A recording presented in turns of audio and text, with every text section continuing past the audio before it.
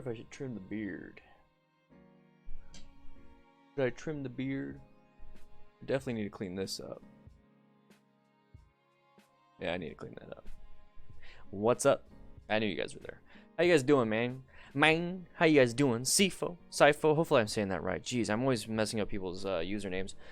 How you doing, Matt? Playing some guitar. How you doing? I'm gonna have myself a orange crush soda, not sponsored at all. I just felt like to have some zing. So what is up, everybody? David Hughes, how you doing? Oh yeah, today's video is sponsored by nobody, but I got a play button. So this is the box that it comes in. So we'll be doing an unboxing with the play button, and I'm super excited about it. I'll be using a knife given to me from a DDFM legend, so I'll be doing that. But yeah, we'll be jumping in into the unboxing for a little bit. I've never seen a play button in person, so you guys are gonna see my reaction right away with you guys. So super excited about it. And 100,000 subscribers, it's taking me a long time. But I think I found kind of what I'm doing here, and I'm super excited. And I just want to say thank you to everybody for allowing me to make videos, because if it wasn't for you, I wouldn't be here, quite honest. What's up, Joe? How you doing? Been riding without gear the couple times I went riding, watched a couple of your videos, and got some sense knocked back into me. Good. I'm glad I knocked some sense into you and not the ground. You know what I mean? Congratulations. Yeah, thanks, guys. Thank you. Graham, how you doing? From the UK, Izzles. Welcome. So what I'm going to be doing is I'm going to be opening this thing up, and we're going to take a look at it, and I'll probably put it on the wall or somewhere in the back and all that stuff. And I'm just super excited. I'm just really happy about this. And another thing that I'm doing this week, okay, so I have the Distinguished Gentleman's Ride this week. Let me go ahead and get over here real quick. I'm doing the Distinguished Gentleman's Ride, and I'll be participating in the Tucson one. Okay, so the Tucson ride is where I'll be at, and in the Tucson ride, it's open pretty much to everybody. So if you want to go ride and meet me and hang out with me, then that's the place to do it. Okay, that's where I'll be. I'll be there with a bunch of others. Super excited about it. And what's up, Brian? How you doing? Gata, how you doing? Yeah, I wish you'd be able to join the ride too, but right now, oh, what the heck was that? There we go. So if you'd like to support me in that, if you'd like to sponsor men's mental health and everything, remember the money doesn't come to me, it goes straight to the organization. Please do so. I mean, there's the link right there, and we're at $4,104 out of 10,000. I got 1 week. I got 1 week to hit my goal. I really want to hit 10,000. If we don't hit it this year, next year it's gonna be 10,000 also. All right, so you guys ready for this? We're gonna do an unboxing from YouTube's. I'm gonna go ahead and set the mic over here. Hopefully you guys can still hear me. Let me know if it's not loud enough. But yeah, it's super excited about this. Anthony, how you doing, man? It's been a while. Seriously, it seriously has. I appreciate you, Dan. Keep me safe on the motorcycle. Starting riding this year. Congrats on your award. Keep it up, man. You're impacting lives.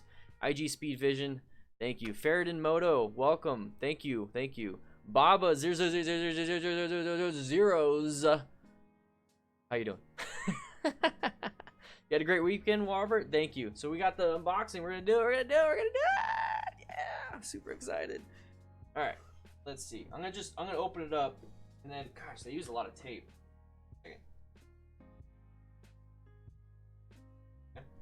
I know you guys are gonna see it. Don't worry. I'm just gonna take the tape off. Okay, let's take a look. How does it open? Opens on the underside. Very nice. Very nice. All right, so I think I got the tape. So here we go. I'm gonna look at the screen. I'm gonna let you guys see it too. Yeah, let's get those patrons up too, boys. All right, ready? What's in here? Oh, okay. So we got foam. We got foam to start. What's this? One sec. I'll take this off and I'll read the cards later. Oh! Yes! Dan the Fireman for passing 100,000 subscribers. I just shared that with you guys. I'm super happy about that. Ow. It looks like I can get another one. Looks like I can get another one. I'll probably get another one to give to my buddies or to put in the other. Maybe if I get another room. Look at that thing. It's so shiny. It's so shiny. You can see my face in it. You can see your screen. Wow. A little bit of felt. You can easily hang it up. 100,000 subscribers. That is awesome. Thank you guys so much. Wow.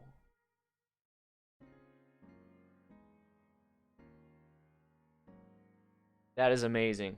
So I got a really good, it's like cardstock. Wow. It's pretty self-explanatory. It's from the CEO. You know, it's pretty much copied and pasted from the CEO. You know, you've done something that very few YouTube creators accomplish. You had an astonishing 100,000 people subscribe to your channel. You know, the numbers on YouTube can get really big, but we hope that you don't lose sight of the reality behind the 6-digit milestone. Each and every person who has subscribed to your channel has been touched by what you created. They were inspired, challenged, and entertained. You achieved this milestone with hard work, perseverance, and probably a healthy sense of humor too. What you've accomplished can't be taken away from you, and we'd like to recognize you and all your hard work with the Silver Creator Award, a small token of our esteem and respect. That's awesome. That's awesome. That's awesome right there.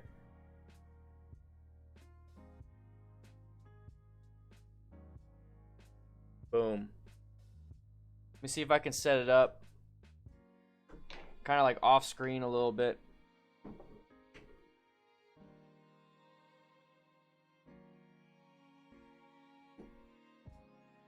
There we go. I'll set it off screen just a little bit. Thank you guys so much. Thank you, thank you, thank you.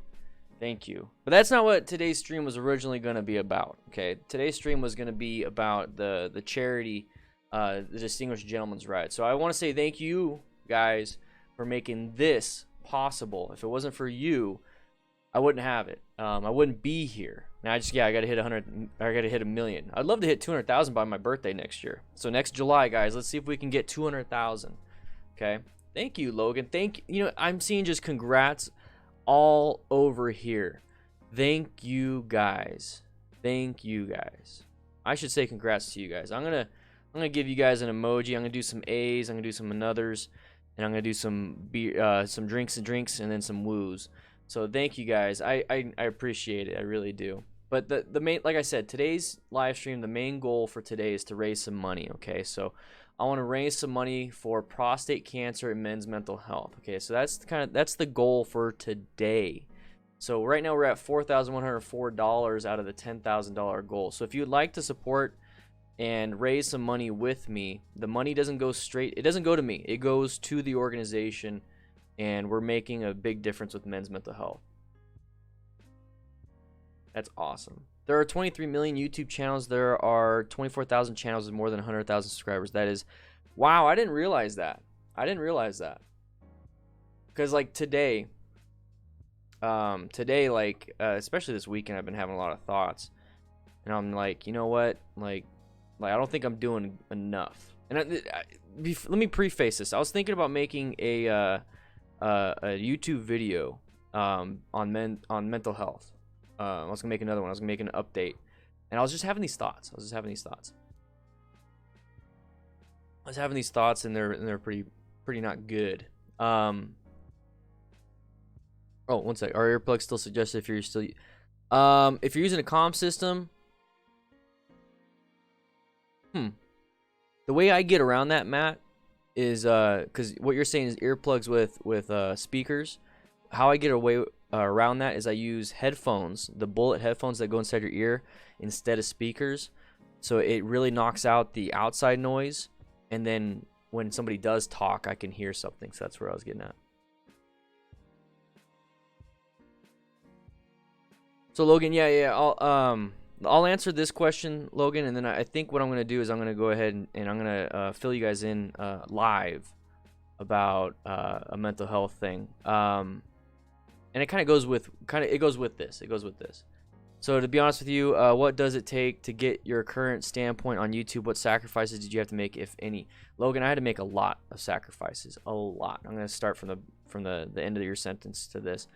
A lot. I'm working 80 hours a week. At least 80 hours a week for well over a year straight now. So like a year and roughly, it'll be a year and 4 months since I've been doing this full time. And that's 80-hour weeks. 80 every single week. The weeks that I'm like, I don't have very many videos, that is my vacation. Like 80-hour weeks. So that right there, the sacrifices, that involves your family, it involves, you know, where you can go. It really, you start to play around with your creativity, but then some things don't work. So you start sacrificing your mental health. And that's kind of where I'm going to get at with this. And a lot of YouTubers have talked about mental health in that aspect. The current standpoint on YouTube, YouTube is constantly changing. It's constantly changing, and it's not like, oh well, it's changing randomly. The way you have to look at it is YouTube's a very new platform. It's a new thing that's going on, and it has growing pains. That's the way I look at it. I look at it as an organization, like a fire service organization. If it's a new organization, or if it's even a long-term organization, you're constantly evolving, constantly, because you have to, with the new norms of the society. And with the way YouTube is structured is that they give you a platform to do stuff that you want to do, whether you get monetized or not. So you can upload stuff all you want, and that's fine. If you want to make a living on it, you have to conform to YouTube standards and the ad policies. So there, when it comes to that kind of stuff, that right there is, if you want to make money and become a business, you have to be a business. If you want to make videos or just create a video so you can share with a friend, that is a service that YouTube offers, and it's amazing. No other real service offers that. I mean, other than Facebook and Instagram and all that stuff. But before that, there was no service whatsoever. So once Facebook and all those other places came up, I believe YouTube started pivoting towards the business side, because they needed to make money, because their only service is videos. Facebook's service is connections with people, video or otherwise. So they're having to do all that stuff. So you have to evolve with the company, stay on the up and up with them, and everything. But yeah, so just don't burn yourself out. Tons of YouTube content creators make too many sacrifices and can't keep it. Take care of yourself too, Dan. Enigma, yes, thank you. I'm gonna kind of touch up on that. What's up, Marson? How you doing? Mr. Nick, Dan, I want to say thank you for encouraging me to take the ASM. I just passed the 200 basic writing portion 10 minutes ago. Yes, awesome. Well done, man. So I'm gonna get into like a 10-minute video, like mental health channel type thing. And my thoughts this weekend, what I've been dealing with, because I went and taught a class this weekend with Steve from Writers on MTC. Great class. We had eight plus people. They all passed. They all did really well. And while I was teaching, I didn't want to teach. I just didn't want to teach. And I'm being honest with you guys. I mean, it's like I'm teaching, and I didn't want to teach going into it. And while I was teaching, I just felt like I was screwing up. I felt terrible. And then it slowly but surely would go away. But the whole time I was arguing with myself. So I was like arguing with myself. It's like, am I doing something right? Am I just acting? Am I just pretending? You start having these self-doubt things when it comes to anxiety and depression. And I started having that feeling. But then the more I was talking to the students, more I was talking to people, it was like at, Steve and the students and everything, it became apparent to me that, I'm doing something good, so like I'm starting to think of like the voices in my head that are telling me, hey, you suck, you're just acting, you're not really a coach, you're just pretending to be one, you took classes, now you're pretending. And then I'm like, no, I took a bunch of classes. My heart is in the aspect of I want to keep people safe. And I did that in firefighting. I didn't pretend to be a firefighter. I was a firefighter for 10.5 years. So I became an MSF writer coach. I took these classes. I've put in 80 hours every week, making sure I provided content that would lower the bar. You know what I mean? Lower the bar. That's imposter syndrome. You guys are in the chat are saying that? I've never heard of that. I've never heard of that. That's interesting. Wow. I didn't know that. You guys are amazing. I'm going to look it up. Wow, I didn't know that. It's always good to know, you know what I mean? It's always good to know. And so I was dealing with that, and I was telling myself, no, I did this, I did this, I did this, I did this. I put hours and hours, and this is what, I mean, at the end of the day, I want everyone to be good and happy and productive and not hurt. And for me, it was motorcycling that kind of took some of that away, you know, that anxiety and depression away. So it's like I want to share that. And the barrier to enter this thing, this motorcycle, whatever it is so high. Not a lot of people have that uncle or that brother or that dad or that mom or that family member, that friend that can give them, you know, hey, let's practice. Hey, you want to ride? Let's practice on my bike. Like, nobody has that. And I want to be that for you guys. You know what I mean? Like, YouTube is free. It's free.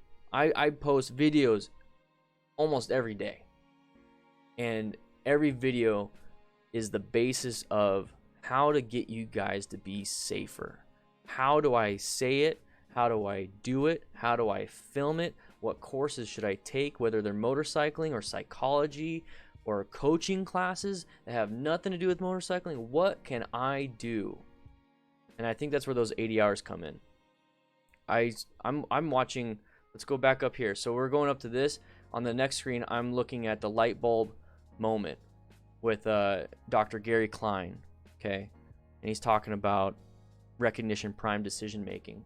I'm trying to figure out why we do these things. So I guess it's the imposter syndrome you guys are saying? Imposter syndrome?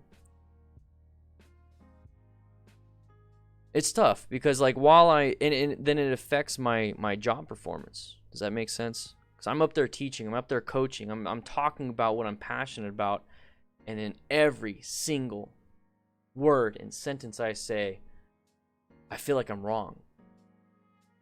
I'm saying what, you know, the curriculum wants me to say. I'm giving my own feedback and personal experience with it, but I feel wrong. I feel like I'm not doing what I'm supposed to be doing. I feel not necessarily like motorcycling. I feel like I'm just not right. And then I started thinking, well, what other areas in my life am I thinking that way?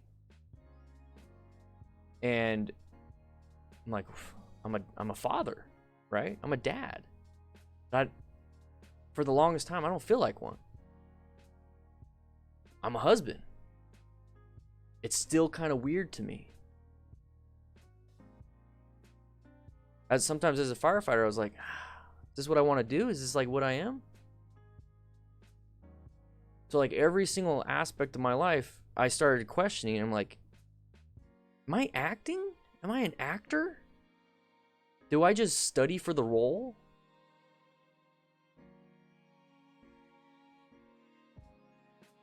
It's weird. It's weird. You know what I mean? And the reason why I'm sharing this with you guys is not because it's like, hey, pity party bullshit, you know, hey, you know, here's your reassurance. That's not what I want to share that with you guys, because for one, that's the whole point of the Distinguished Gentleman's Ride and men's mental health. We have to share. We have to. And then when I do, I'm seeing you guys in the chat telling me stuff I didn't know. Like David Hughes, Enigma, who else? I mean, everybody here, Brian Gator, you know, everybody here saying that's an imposter syndrome. It's an imposter syndrome. I'm going to look it up.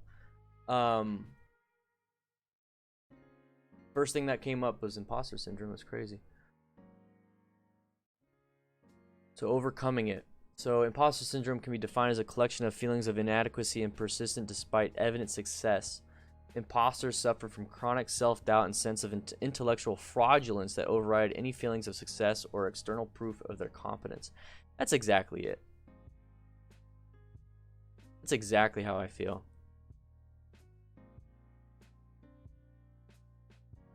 Boom. Makes people feel like an intellectual fraud, rendering them unable to internalize, let alone celebrate their achievements. Studies have shown this lack of self-belief is correlated with anxiety, low confidence, and self-sabotage. So, I quite possibly have low self-esteem and low confidence and anxiety. That sounds about right. That sounds about right. But I bring that up because I want you guys to know, even with 100,000 subscribers, even though with thousands of videos on YouTube, it's tough. It's tough. It's crazy. So, like, for those of you that see people that have a lot of success, and I'm not saying I have a lot. I'm not. See, maybe that's the imposter syndrome coming out. Don't compare yourselves, I guess. You know what I mean? Don't compare yourselves.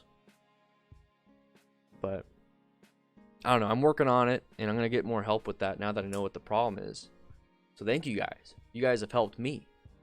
And this is what we do in the mental health section of the Discord. I tend to not type anything in there. I tend to just share it on video because it's easier for me just to say it. If I type it, I delete. I'll type a full paragraph and then delete it. I'll type a sentence and I start. I'm like, nope, I don't want to say anything because it's embarrassing. You know what I mean? So I know this video, this live stream was meant to be about, hey, let's celebrate a 100,000 YouTube play button. Let's celebrate, you know, let's answer questions. Let's be Dan the fireman. Let's you know what I mean? I keep saying that. So like, yeah, Enigma, exactly. I mean, and when I scroll up, let me scroll up just a little bit. Let me scroll up just a little bit. Who's the one that said, like, I'm 0.0001% of the YouTube population? Yeah, 24,000. So there's 23 million YouTube channels, 24,000 channels with more than 100,000 subscribers. That's 0.001% of the YouTube content creator pool. And I'm one of them. But I just don't feel, you know what I mean? It's crazy.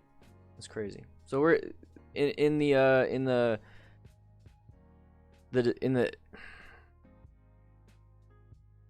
distinguished gentleman's ride is coming up. And that is about men's mental health. That is about men's physical health.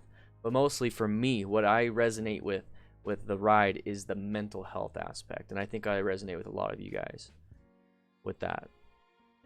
So it's just, I feel like I see people sharing. Mario, I'm not gonna read what you said, but I mean, everyone can obviously see it. Thank you so much for sharing. You know what I mean? Thank you so much for sharing. That means a lot. And I'm glad you're doing better.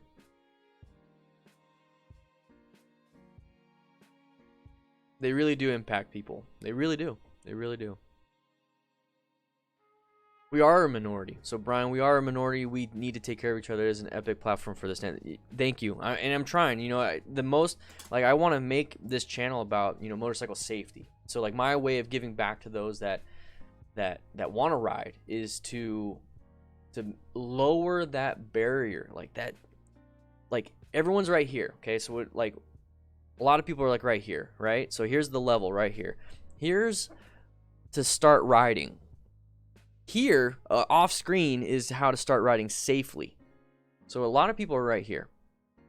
Now, in between these two spots, there's anxieties, there's mental health issues, there's inability to afford gear, there's inability to get gear, there's inability to afford a class, there's inability to, there's just like a crap ton of barriers in between where you are right now and starting to ride.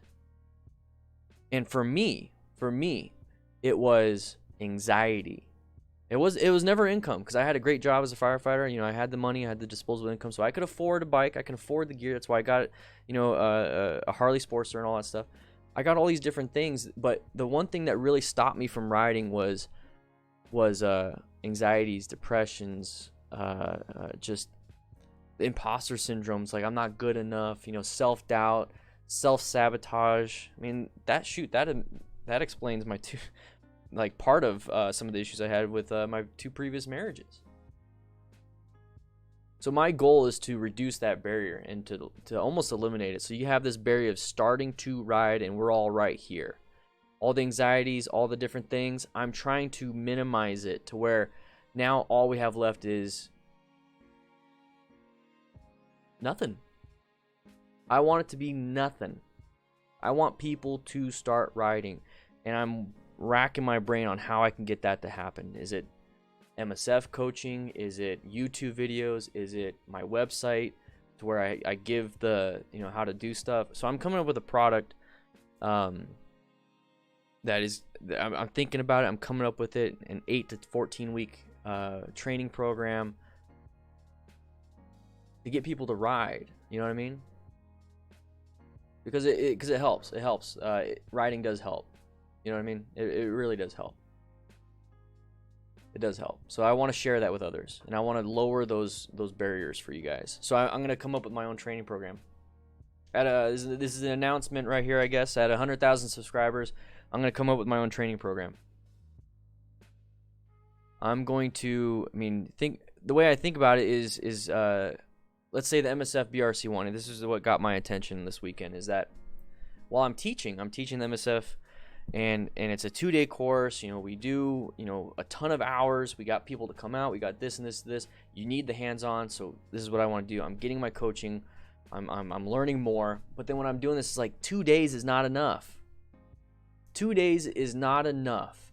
2 days, all 2 days is doing is getting you from not riding to now you can ride. Great. But then what did I say up here? How to ride safely. Now we have this huge gap that's even bigger than the barrier to entry. We have this huge gap of riding safely.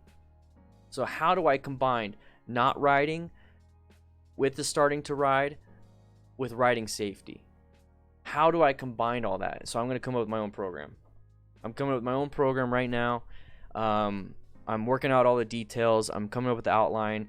It's in the very beginning stages. I have the ideas. I have the templates in my head from my own training. I'm going to come up with my own versions of things. I'm going to figure out ways to make it to where it's easy. I'm going to talk about the mental aspect. Nobody in the MSF and everywhere else, nowhere have I seen people talk about overcoming your anxieties, gaining confidence, or anything like that. And that is something I've been talking for a long time, and I want to make that part of the curriculum. And it'll be something that you can get online. All this stuff online. And then you are prepared. So you'll be at not knowing how to ride to riding. And then you'll get your endorsement or your license or whatever. And then you continue on with the class. And then you know how to ride safe. That is my goal. That is my goal. And I think YouTube and you guys are the ones making it possible. So I'm going to go ahead and I'm going to go to the Distinguished Gentleman's Ride real quick. I'm going to refresh it. But the whole point of that goal and everything is that in order for me to do that, I do need your assistance with your help. So like with you guys with telling me about, you know, the imposter syndrome, I had no idea. So now I can definitely incorporate some of that stuff. And then I could do some more. I could just do so much more. And then with this training program, when I travel, I can help out. I don't know. I'm thinking about all these things. Look into mental trauma. Yes, right. Rayleigh. Is it Rayleigh? Or I remember you saying the I is silent, right? That's true. Quite possibly mental trauma. Concussions can have a crazy effect on your brain chemistry and how you think. I've been hit in the head many times as a firefighter. Stuff falling on my head while fighting fires. I don't know. Yeah. I don't know. I wanted to share that with you guys. Now we're doing the Q&A. Everybody smile. Everybody smile. We're going to do Q&A stuff. Share with me your own trials and tribulations. Share with me all the problems that you might have had getting started riding, because like I said, the program that I'm gonna be developing, it's gonna be to where zero anything. I just have an inkling of I want to ride. How do I do it? Boom, I got you. Let me be your uncle. Let me be your family member. Let me be your friend that's gonna get you to ride. You know what I mean? I want to be that person. I want to create that program that allows you to do that, so then you can share with your friend. You know what I mean? That's what I want to do. So juice right here. Riding with skill and safety isn't just for being on the bike. Self-improvement and developing skills are life-changing and deeply gratifying. Thank you for doing your part. I'm trying, man. And that's kind of where I feel like I'm an actor, you know, because I'm like constantly researching. I'm constantly doing things. I'm constantly, you know, it's not just motorcycling. I'm accident scene management. I want to take psychology classes so I can learn about the brain and how we learn. You know, it's just, but then I'm thinking to myself, who am I? Am I an actor? Because that's what an actor does. An actor is just a person, but then they're studying for the role. Am I just studying for the role? And then that's where it all kind of spirals. But to me, it's like I want to learn because I want to learn, and I want to use that information to help others. That's where I'm coming at. I don't know why this thing it turned off into some weird tangent of my own mental health, but the mental health has been such a huge part of this channel, and it's been such a huge part of why I'm participating in a ride that is all about mental health. And then on top of that, it's all about men's mental health. So let me go back. Trying to upgrade. Dan, I'm trying upgraded scooter because riding hard, wearing knee braces, need to take motorcycle classes. Yeah, Roy, we have a scooter in Riders MTC. Is actually really cool. We actually had a rider this weekend that had a disability that wouldn't allow him to use his left hand, and he rode the scooter, and he was amazing. If you wouldn't even know. Dude was counter steering left and right. The dude was looking where he needed to go. He was doing everything. I was so impressed and so happy for everybody. And then him, I'm so happy he was able to find the sport, you know, find the hobby, find the passion. It was great. Let me scroll up because I missed some questions, guys. I'm sorry. I think you should start doing a class teaching people how to watch out for riders when they're in their cars to reduce their number of crashes. Yeah, Matt, that's a great idea. That could definitely be something that's incorporated into my motorcycle university, like Brian Motorcycle U. Pennsylvania MSP class so watered down because of lawsuits. They don't go over obstacles, do U-turn, stop. What? Are you kidding me? Oh my gosh. You definitely need to go over that stuff. Definitely need to. Riding with skill and safety. Oh, yeah, I already read that. Thank you so much, Juice. Low ride in V. I have huge anxiety about going out alone. I'm afraid of dropping the bike and not being able to pick it up. I did see your video on how to pick it up as well as others. Yeah, it's actually not that hard. And I'm learning through some research with CBT, cognitive behavioral therapy. Part of it is to immerse yourself in the situation that causes your anxiety, but do it in a safe environment. So that's kind of why I really like the motorcycling as a training on a closed course, is because it's in a safe environment. And if that's what's going to cause people to get over their anxieties and their fears is doing it in a safe environment, even though you're like scared, and you get over it and then you're done. So like for me, when it comes to that question, how I'm thinking is that yes, you probably need to set your bike on the ground and then pick it up. Do it now before you do it on the road. And that's part of what I want to do when I travel. Is I'm going to have a bike with a stunt cage on it, and I'm going to lay it on its side and be like, hey everybody, let's learn to pick this thing up, because if it happens, it happens. Let's pick it up. And I'm not going to care if it gets damaged because it has crash bars and crash protection, and I'm just going to lay it over nice and easy. So that's kind of one of the things that I want to do. You're welcome, Kat. You and all. I love how helpful everyone is on mental health and riding, from gear to which is best. It's been awesome. That's the goal, is providing a community that is uplifting. Because I think at the end of the day, I needed that. You know, I think I needed that. I still do. So having a very inclusive and uplifting communities was a goal, and then it kind of went away because I was focusing on the channel, but then it just, I think in my own actions it developed, and that's great. Ferretin Moto, yeah, I would love to. I cannot wait, because for me, and this is why I wanted to make it online, and it's gonna be in depth. It's gonna be not like, oh, here's an ebook. It's not an ebook. I'm not doing a book. It's not an ebook. It is a course. It is a full-on course where you can email me if you're stuck. You can talk to me where you're stuck and need help. And then we have the Discord community of people that are taking the course that can help each other. I have no problem. It's an open book test, everybody. It's an open book class.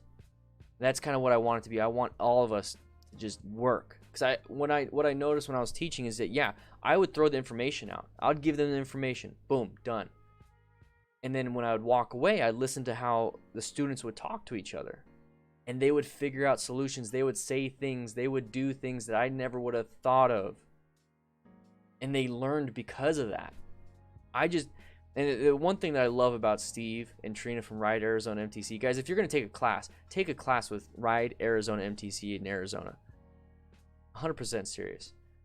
Because the way they talk about it at the end of the classes and stuff is that all we do as instructors, we give you the material. Here's a book. Here's the slide. Here's what we're going to do next. Here's what we're going to do. I just give you a demo. That's all. You guys are the ones going out and doing it. And that kind of resonated with me when I was watching the students talk to each other and doing it. So to me, it's like I want to build that community of motorcycle riders that are going to help each other. And I just want to be the catalyst. I don't want to be the cause. I don't want to be the person that's in charge of it. I don't want to be the head honcho. This is, you do this, you do. No. We're going to work together. There's got to be like an organization name. There's got to be like an association name, something where we're all working together and doing things, making each other helping each other get better and better and better. And then my goal of all of this is to walk away. At some point, just to walk away, and then now there's a new standard when it comes to how we help each other, at least in the motorcycling world. You know what I mean? Because it seems like nobody helps us. You had a really hard time with U-turns. I could definitely help you out with that. I had somebody in class yesterday. It was Sunday. It was towards the end, and it just seemed like we never spent.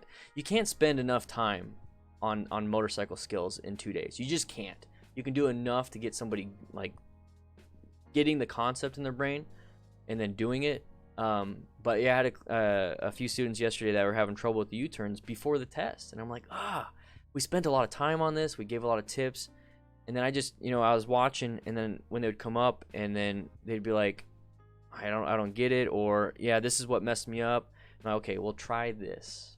And it wasn't something the MSF tells us to say. It was something I wanted to say. It's like, try this. Okay, I know it's towards the end. Do not try something new at the very end, right before the test. Don't do that. But what I'm going to have you do is this. And it was something so minor. Had the person go back.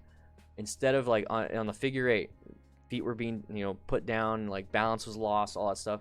On the second time, zero balance, perfect figure eight, smiles on their faces. That's what I loved. The smile of, I got it. That is what I care about. It could have been a U-turn. It could have been anything. I think I do it for the smiles then. You know what I mean? But I got to get over the imposter syndrome, I guess. Yeah, Oxide. So it's been an interesting challenge and get back on the saddle. I'm more scared than I was before, not capable as I've lost all my... Yeah, so the mental trauma, man. I definitely want to look into that. I really want to so I can help. You got pretty good overtime, Enigma. See, that's the thing, though. I want you to be prepared. Like, you're here and you're starting to ride. Okay, you're starting to ride, but then you don't have the skills to do a U-turn. That's a huge thing. Because you do... Guys, in traffic, we don't do a lot of right-handed U-turns. Okay, there's not, unless you're in the in a different area where you're on the left side. Okay, so in the United States, not a lot of opportunities to do right-handed U-turns. We do a lot of left-handed U-turns at intersections, you know, to go the other way. So the right-handed U-turn, it's not really done, but it can be needed, and it's like I want to be able to really work on that.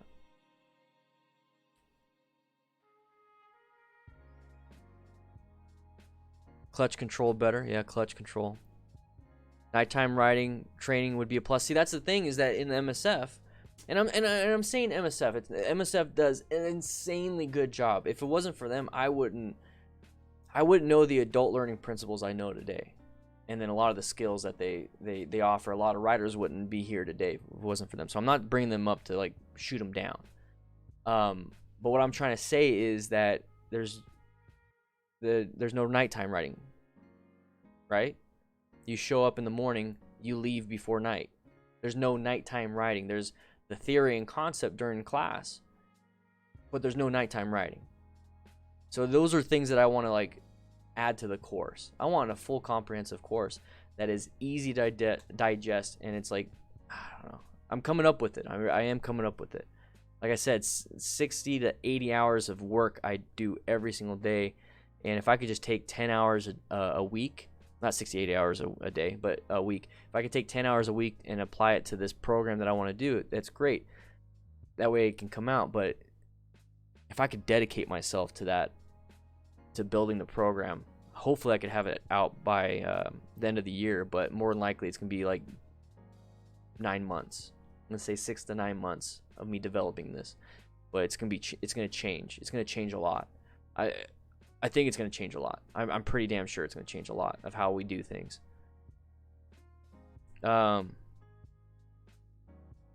Yeah, so Matt Miller, BRC courses don't have a part where they show you how to pick up the bike if you drop it, right? I think that'd be a good idea. Yeah, they don't. When you go to the course, we even say, if you drop your bike, let the instructor pick it up. There's a little bit of a theory on it, on how to pick it up in the book, but it's never really talked about.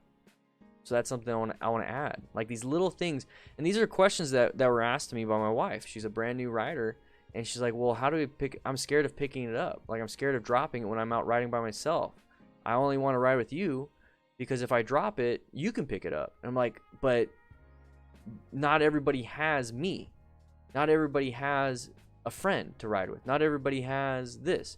Like, what happens if I'm over somewhere else and you're riding to meet me and you drop the bike in between that? What happens? You're going to rely on a stranger to help pick you up, pick the stuff up, or you're going to hurt your back or hurt your body? That's exactly what I'm talking about. That's exactly what I'm talking about. I want to do something. I want to do something that will help you out. Having a clear roadmap for getting started with tangible goals would be great for new riders. None of my friends or family ride, and it took a lot of YouTube videos to get me on track. Exactly, Juice. I want a structured program where it's video. So I want to do one with the program's gonna be the thought I have with it. Okay, it's gonna be based off like an academy. So I'm gonna play with the firefighter themes here for a little bit. It's kind of how I'm getting started. It's gonna be an academy.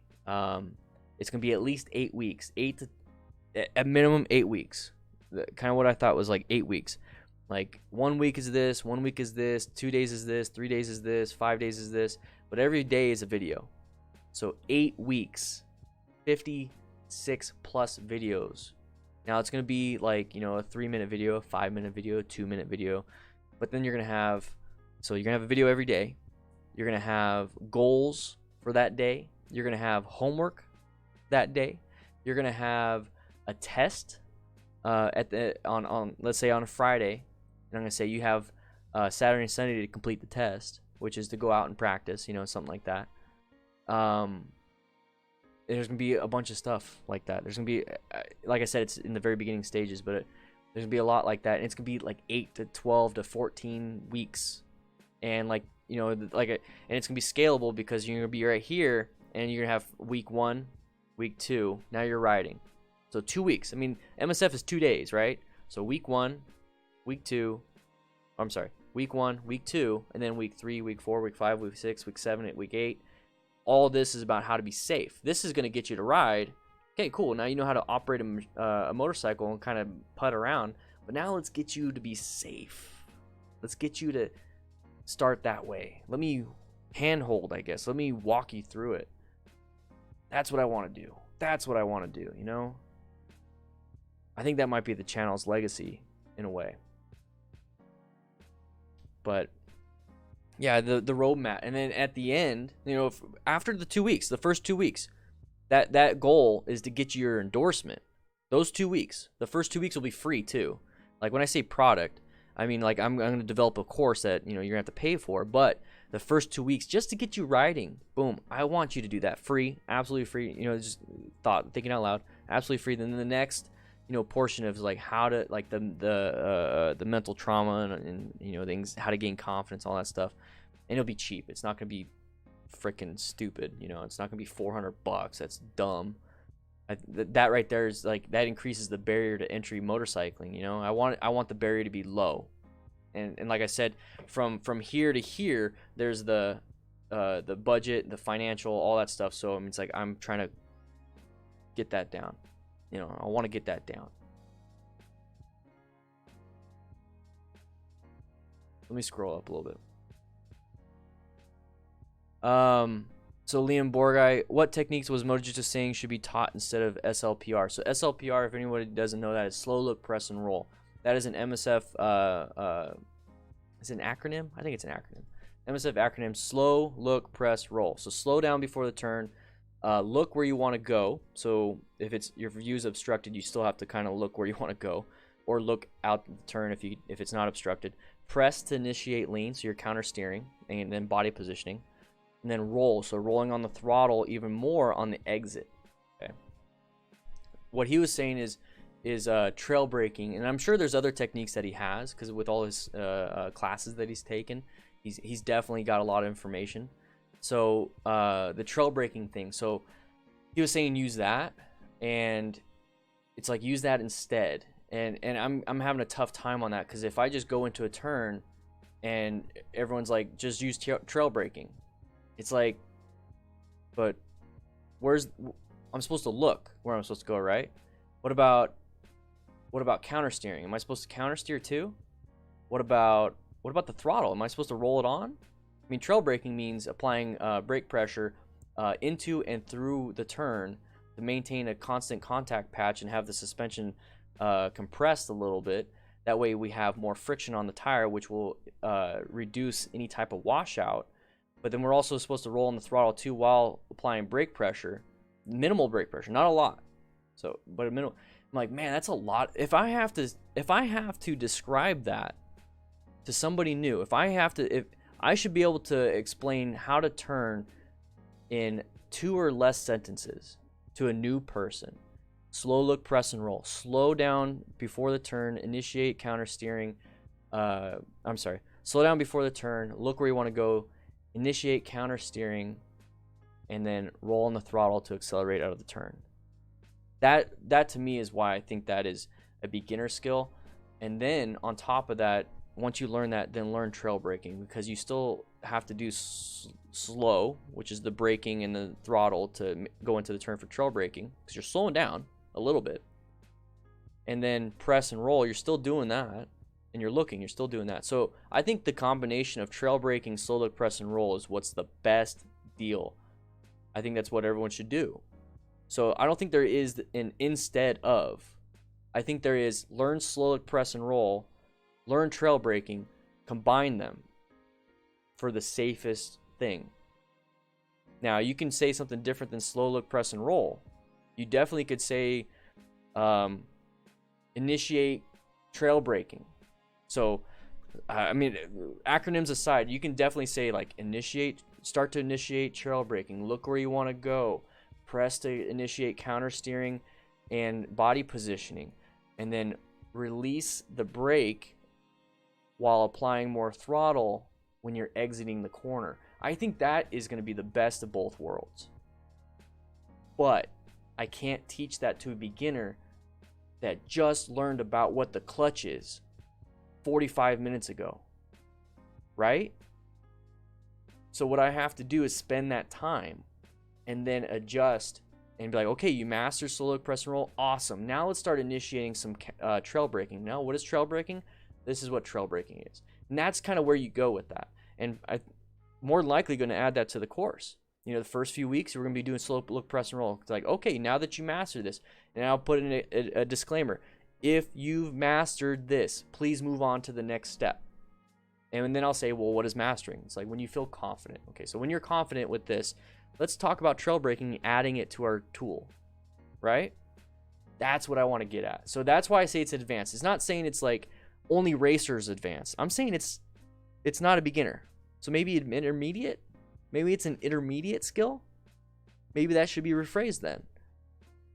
So it's an intermediate skill. That's where I come from, and I think a lot of stuff is getting lost in the weeds when it comes to YouTube and all that other things. That's where I'm coming from when it comes to that. Both tools that you will need when you're a rider, a novice, intermediate, advanced rider. Great tools to have. We already do it in our cars. We're driving, we go into a turn, we're turning, but we feel too fast, so we start applying just a little bit of brake pressure, right? Just a little bit of brake pressure. We do it already, but we have 4 wheels in a car. We have a cage. If we apply brake pressure, we're not going to accidentally wash out our front tires, right? Unless it's snow and all that stuff, right? So that's kind of where I'm getting at when it comes to that. All right.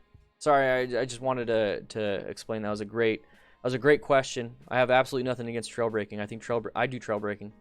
I trail break. I might not do it the best, but I use it when I need to, and I practice it because when I need it, I don't want to be thinking about it. I want to just do it. So I do practice it, but I'm not an expert at it. I'm definitely not an expert, and I use it for my own use case. The Motorcyclist Collective. Oh, I love it. You guys are coming out with some great things. You Derby. You don't ever ride by yourself. Yeah. Doing a figure eight doing a figure eight. I do great going right, but I go wide left, and I don't know why. I'm still working on it though. So Kat, the one thing I did mention to the other rider yesterday was prior to doing that turn. So you already got the left, or you got the right, but the left is hard. So one thing that really helped me out, or helped others out, is that, okay, so you have to look where you want to go. Perfect. You have to turn the handlebars, obviously, to move and to do that U-turn portion. Figure eights are just 2 U-turns with a change of direction. That's all it is. So you're doing the U-turn part, and you start to fall down, right? You start to feel like you're going to fall down towards the inside. So the one thing that we teach in MSF is to apply pressure on the outside peg. So a little bit of weight, and it'll actually start to stand you up. But that can only help so much, especially those. It helps a lot with the mid controls, but when you have forward controls or rear controls, it can be really weird. So what I told my student was, when we sit on the seat, here's our crack. Here's my thumbs are our butt cracks, and here's our cheeks, right? All we have to do, we're sitting on the seat correctly. All we have to do is just scoot maybe half of one butt cheek off the side. That's it. That little movement is going to cause the counterweighting. So you don't have to worry too much about your foot. Say not a lot. You don't want to get your whole ass off the seat, but just a little bit. So when you're turning, you get it right. Or no, I'm sorry, not when you're turning. When you're prepping for that U-turn, so you're prepping to go left, okay? So we're going to look where we want to go. We're going to scoot our butt cheek off just a little bit, and then now we're going to start our turn.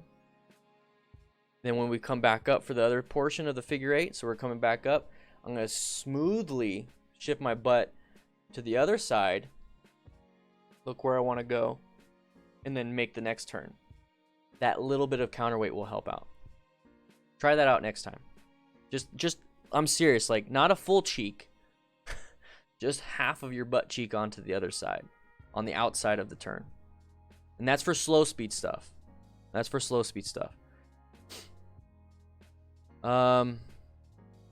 U-turns, I was never going to give up the clutch. It was never giving up power on the clutch. Keep eyes on the horizon. Yep. It took me about a solid month to move from the parking lot to the street just because I was afraid of the bike being so short. I was terrified of not being able to catch the bike if I start to fall. And I don't want that for people. I want everyone to feel confident. So guys, when it comes to the helping people feel confident, let's go ahead and start. Let's donate to the Distinguished Gentleman's Ride through that link. I'm sure there's programs out there that the not MSF, but Movember Foundation sponsor with this money that's going to help others become confident. So it's not just motorcycle riding. Let's make sure that people that just can live and actually go to their job can feel confident. So help support me by supporting the Distinguished Gentleman's Ride. So please click that link, donate however much you want, $2, $5, $20, $100, $5 billion, whatever it is. Please, let's do that. I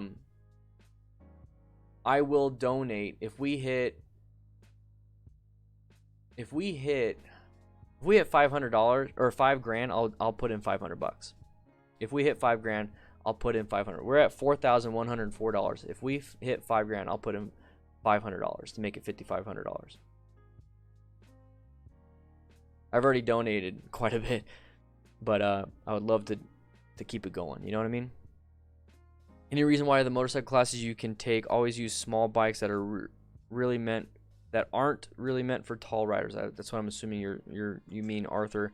There's typically you have to play to the common denominator here, and if a tall rider can get on a small bike, great. That works. It might be uncomfortable. But if you get a tall bike and a small rider, you're gonna have problems. So that's probably why. So there's a lot, especially if we want female riders. There's a lot of female riders that are short. Statistically, females are usually shorter. So if we want to even open that barrier, if we want to lower it for even them, then we have to have shorter seat height bikes. Trust me, it helps, because like if we didn't have one, then my wife wouldn't be riding. Because then I'd have to go buy a small bike. But she was able to get on a bike that was small in the class. Maybe you can make it in a really resort location where people will want to go, because it can double as a vacation resort location, so people can bring. Yeah, that'd be awesome.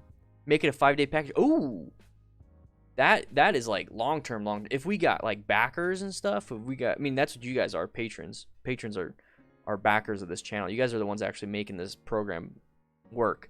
Because if I have to take like right now I'm making 5 to 7 videos a week. So if we get enough patrons, I can move it to maybe just 5 videos or 4 videos a week. And it's not necessarily in terms of, hey, we're reducing content for people to learn. No, it'd be like 4, like maybe a little bit longer videos or condensed videos, but then those 3 days that I got freed up because of the patrons, I can focus on the program, so that comes sooner. But it's almost like the program now is the side job. The main job is YouTube with patrons and especially patrons. With patrons, that right there frees up time to where now I can dedicate, or I can take my YouTube will be part-time, and I could dedicate the other part-time to building this program. See, that's the thing. But this week I'm focusing on the Distinguished Gentleman's Ride. So if you're thinking about donating to me and becoming a patron, please use that money to donate to the Distinguished Gentleman's Ride. Okay? Please do that. But yeah, that resort location sounds badass. Like, especially if I can get like with that resort, and I could be like, hey, you guys have a great parking lot. Can I have this parking lot, this part of the parking lot for, and then I'll set it all up. I think that'd be badass, especially if it's 5 days, because I can spend 3 days on motorcycle training, like the actual motorcycle stuff. I can spend 1 day on accident scene management, and then I can spend another day on like the testing. Yeah, I think that would be awesome.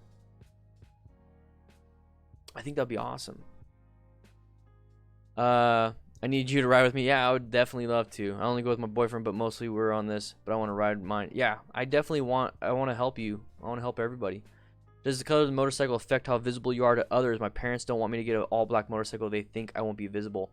So, Lisa, the big thing is the color of the bike doesn't really do too much. Okay, I think the most recognizable thing on the road in terms of a bicycle, like a bike, would be like a Kawasaki, because it's neon green. But that doesn't do everything. I mean, it really depends on us as a rider. So presenting ourselves, maybe having a modulating headlight.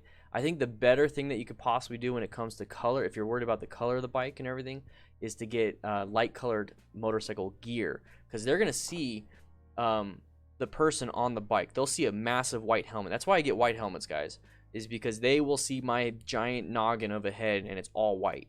Okay. Same thing with high vis gear and stuff. That's great and all, and that's something I would love to talk about more. But at the end of the day, if you are in a bad lane position for oncoming vehicles or vehicles wanting to pull out, you're in a bad spot where they can't see you because you're behind a vehicle, or you're right in front of a vehicle, so they can't see you. They only see the car behind them. You know, just the positioning, that is more important than the color of the bike and how many lights you have. And if you're wearing all neon green, you're shooting rockets off the car or the bike, at the end of the day, it doesn't matter. The thing that matters is lane positioning, presenting yourself, recognizing hazards ahead of time, and never trusting the other vehicle to keep you alive. I never trust and assume another motorist won't hit me. I assume that there is always a possibility. Always. And with that in my mind, I know for a fact that I need to be in control of the situation. Whether that's removing myself from the situation, that's a form of control. I think all of us with anxiety know that. We start getting panic attacks, we remove ourselves from the situation. So I'll remove myself from the motorcycling situation by pulling off to the side of the road or going a different route. Or I'll slow down basically space and time so I can make a better decision with more time. So if I'm coming up to an intersection and I'm like, man, this intersection looks sketchy as hell, I'm going to slow down so now I can take in more information in a longer point of time, and then I can make the better decision. So if I ever feel like I am uncomfortable riding, and it's very rare now because of the experience I have, but I know for new riders, you're always uncomfortable. And there's a few times where you're not. But if you're ever uncomfortable, slow it down. That way you can observe and react. So if you're uncomfortable just getting on the bike, okay, well, you get on the you force yourself to get on the bike, you start learning controls. Now it's mounting the bike's not a big deal. My wife, her biggest problem when she very first started was she never wanted to sit on anybody's bike other than mine. And I was like, why? She's like, the fear of dropping somebody else's bike. And I'm like, oh, okay. And so I forced her to sit on like an Indian Scout. Fell in love. Forced her to sit on a different bike. Fell in love with the Rebel.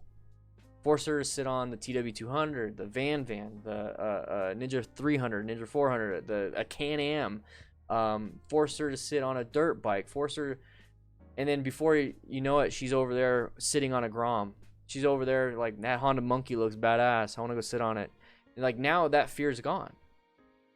Because she had somebody there to like, hey, do it. Overcome your anxiety. And I never had somebody to do that other than Matt. Matt's the one, my buddy, my best friend, my brother, got me to sit on his Sportster, and I went and bought a Sportster. I went and did this. He took me under his wing. And I want to give that to you guys. I want to give it to you guys. So, yeah, the concern with all that, that's crazy. It's crazy. Now I really want to help out. The motorcycle community is awesome. Had trouble dismounting the bike. Thanks to my leg, and an advanced rider coach came over and lent a hand and gave me a card for a free event. That's awesome. He blessed you. That's awesome. He's probably been blessed quite a few times in his life. I've been blessed quite a few times in my life, and that's why I like to bless you guys back. You know, I got stuff I'm sending out for the donations. You know, I try to make things as simple as possible. You know, I'm trying my best. Trying my best. But I'm definitely going to look into that imposter syndrome, because that is very concerning, honestly. Like, how do you deal with that?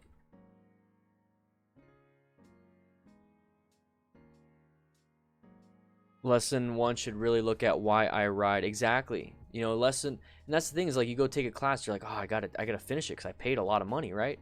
That's why I kind of want the first 2, maybe 3 weeks free, and it's really going to be talking about, it's like, are you sure you want to ride? You know, these are the hazards, these are the pros, these are the cons, you know, the theory about it, you know, the injuries involved that could happen, this and this.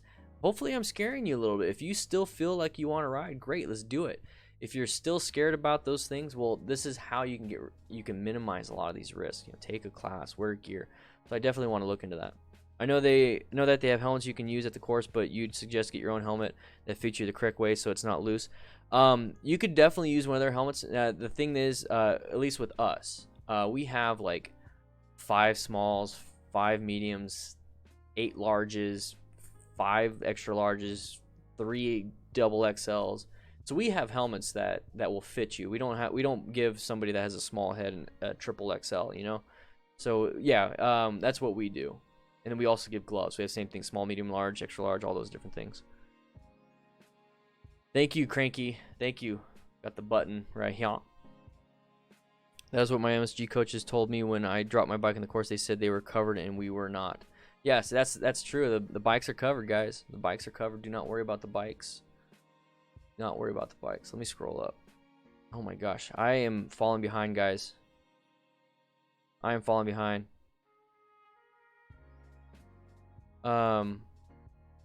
Yeah, definitely. I think it is an insurance issue. I think it is. But then the insurance issue of, hey, we're not going to let the students pick up their bikes. We will.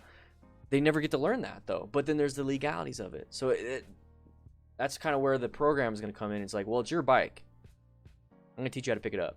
And then when I bring my bike to come for people to pick up, the legality is you hurt your back, but you know, maybe I'll have you sign a waiver and say, hey, you're about to pick up a bike. I'm going to have you sign a waiver just in case you get hurt, you know, something like that. Yes, Oxide. So like a Skillshare, Linda, or Udemy style course. Yeah. Something like that. But it's going to be super duper in depth. Yeah, Night Rain. It seems like yesterday. Thank you. Trail breaking is a terrible name for what it is. Yeah, exactly. Maybe there's a better way of saying it. What's up, Dinah? How you doing? Dr. Freedom 76. Thank you. It does need to be an advanced skill. And Oxide, yeah. So I mean, if you're trail breaking, you messed up and you're not followed the SLPR in the first place. So yeah, I agree with that. So if you don't follow SLPR in the first place and you go too fast in the turn, you have to trail break. But there are also some times where you are doing SLPR, you're slow looking, pressing, and rolling before the turn, but then the turn gets sharper. So now you're still too fast, even though you slow down for the initial portion of the turn. So now it's too sharp on the hairpin part, and then you go wide. So that's where combining slow look, press, and roll, and then if the turn is too sharp for what you set up for, then you activate your trail braking that you learned. And boom, there you go. You make the turn. And then before you know it, instead of doing one and then the other, you're doing both. You're doing slow look, press and roll, and trail braking throughout the whole turn. So every single turn is safe. That's what I'm talking about. That's what I think is the perfect combination. Motorcycles aren't a textbook. It's really hard. It's really about that feel and combining all your skills you attain in your journey. Exactly. That's why I want to make it. Because like they aren't a textbook, and it's not just the skills you learn in one day. That's why I want to make it an 8-week or 8-week plus course where you're constantly practicing. So then before you know it, you look back and you're like, day 1, I had no clue how to even. I just thought I wanted to ride a bike. I had no clue. And then week 14, end of week 14, you're like, oh crap, I can trail brake. I've already been up canyons. I've already went in intersections and like in downtown. What the heck? I can ride. And then that is that to me is huge. I like that. Yeah, I've always advocated that trail braking is for advanced. I can always change my mind too. I can always change my mind. It could definitely be an intermediate. Definitely could be an intermediate. Yeah, Dale, that's a good. Yeah, there needs to be some time spent between slow press and roll and trail. Yeah, exactly. Sometime depends on the person. Sometime could be 2 weeks.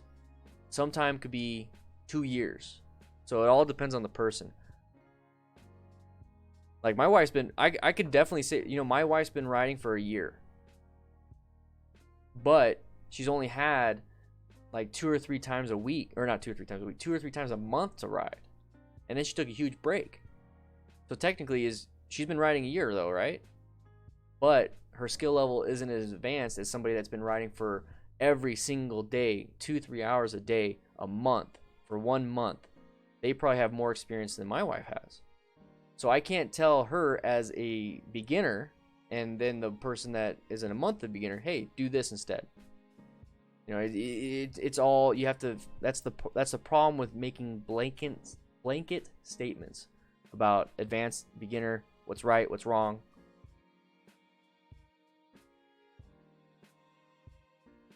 New subscriber Rick G, thank you, welcome.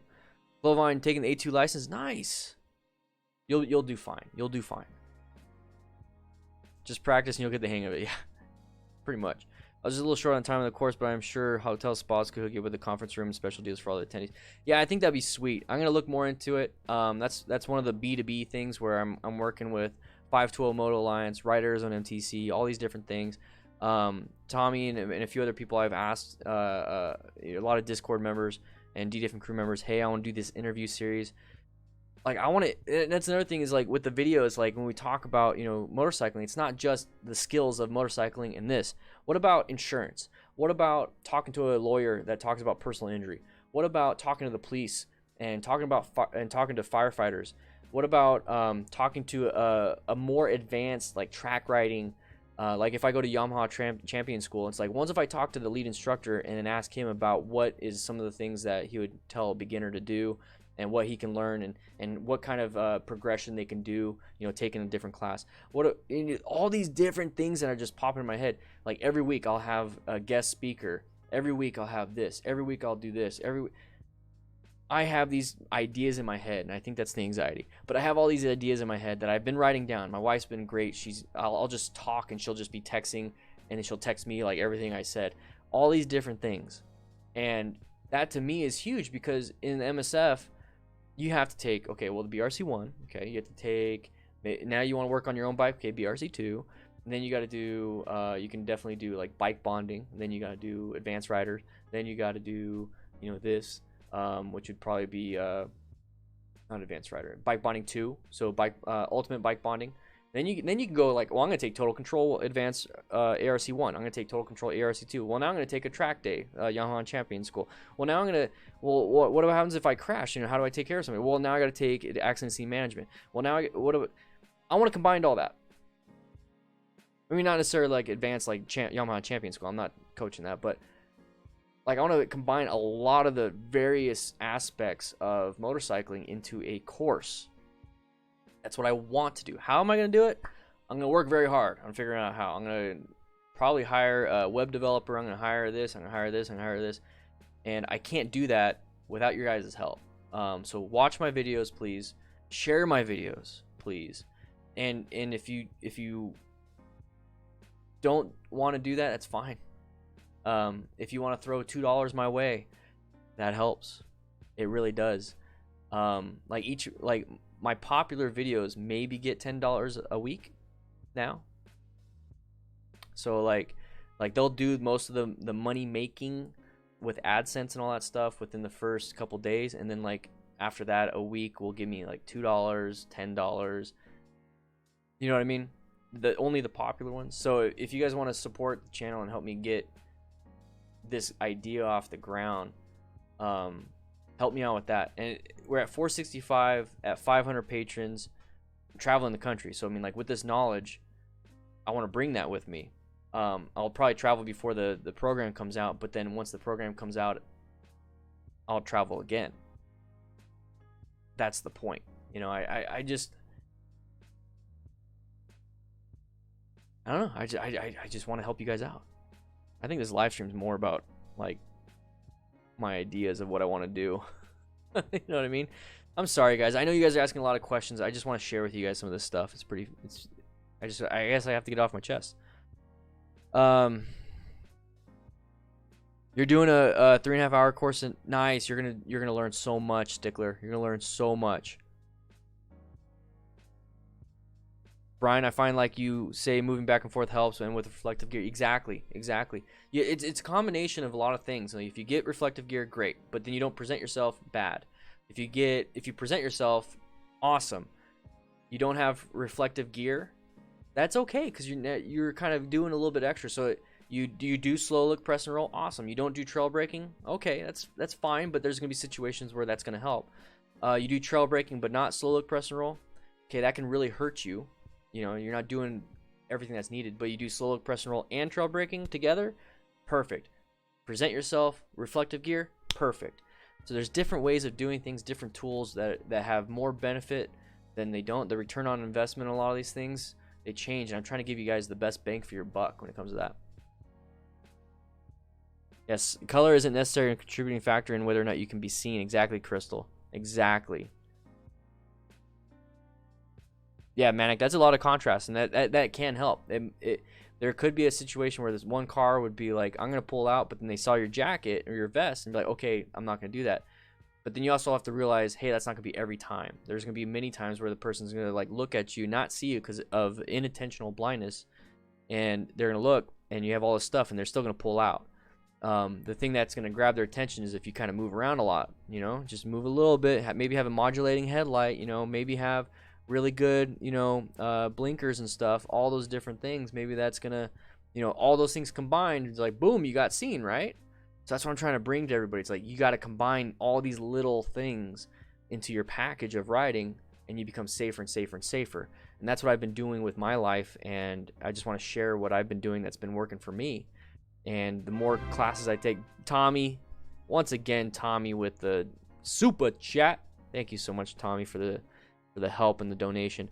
When I mentioned Tommy, he was the one that I was talking about. He gave me a contact for a motorcycle cop and everything. So that would be something that, I mean, it's evolving, Tommy. So sorry I haven't really banked on your help. I still appreciate your help. It just evolved. You know what I mean? It evolved. So I would love to have him as part of the course. You know what does that mean? You know what that means?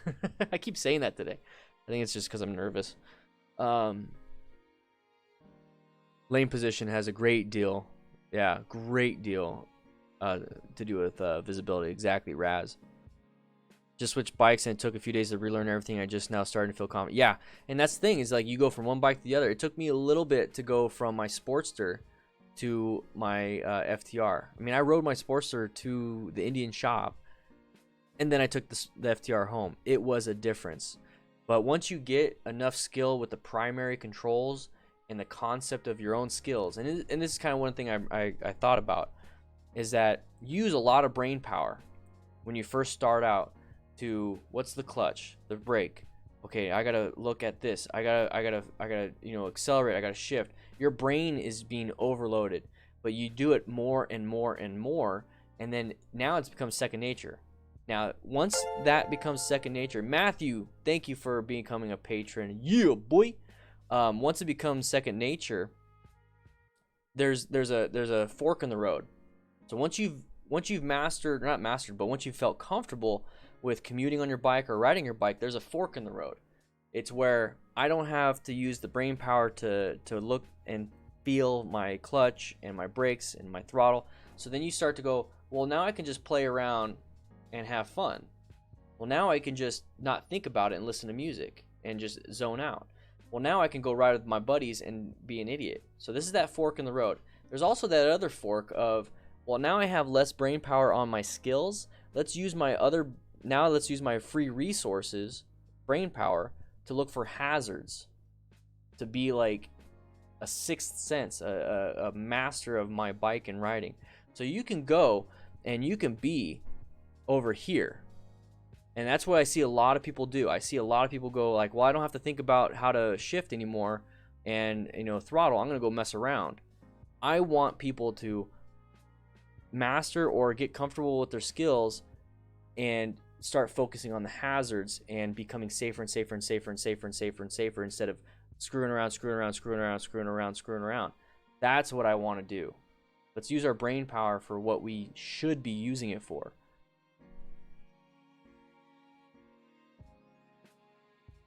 Let's see.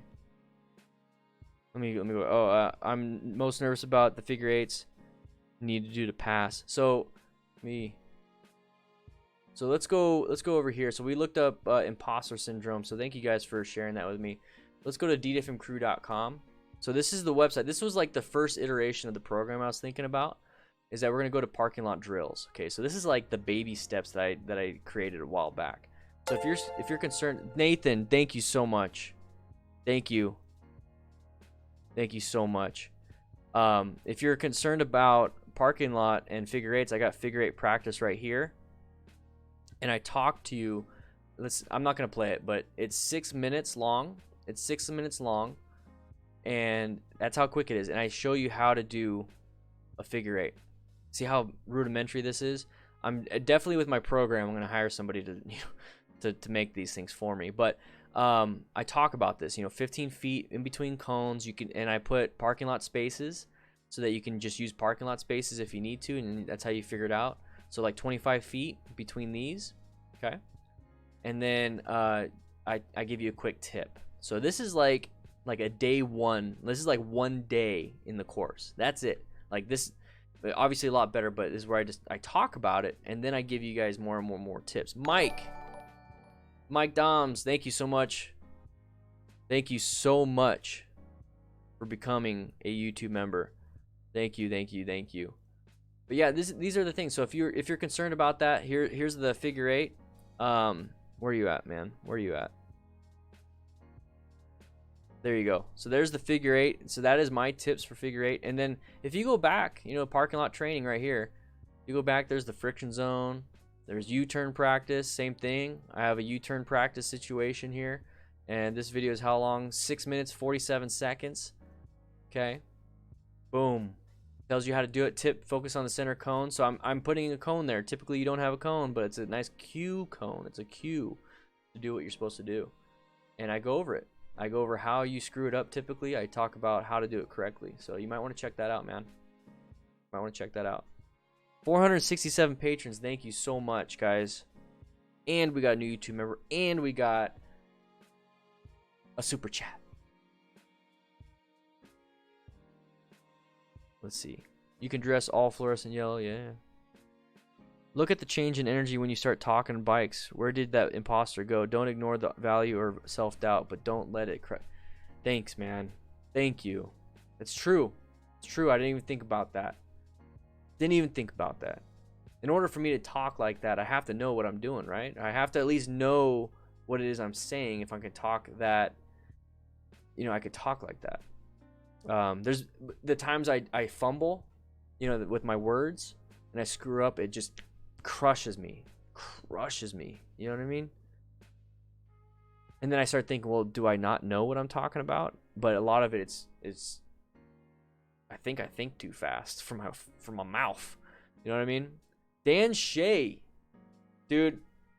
If you scroll back, Dan, thank you so much. If you watch the beginning of the video, I used your baby. I even said it, my DDFM legend, bruh.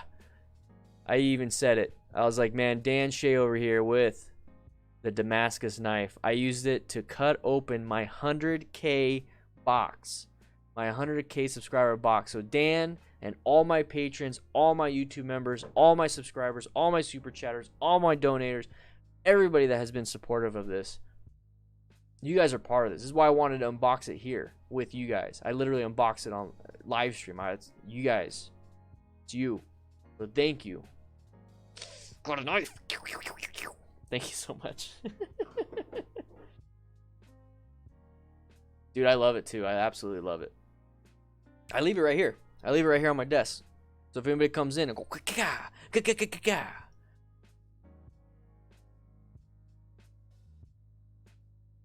oh, so what Matt Miller is saying after Dan Shea said, "Booyah, baby, booyah." Also, if you guys do super chat and you write something that says "Booyah, baby" or anything like that, if you say it, I'll say it. Or if you write it, I'll say it.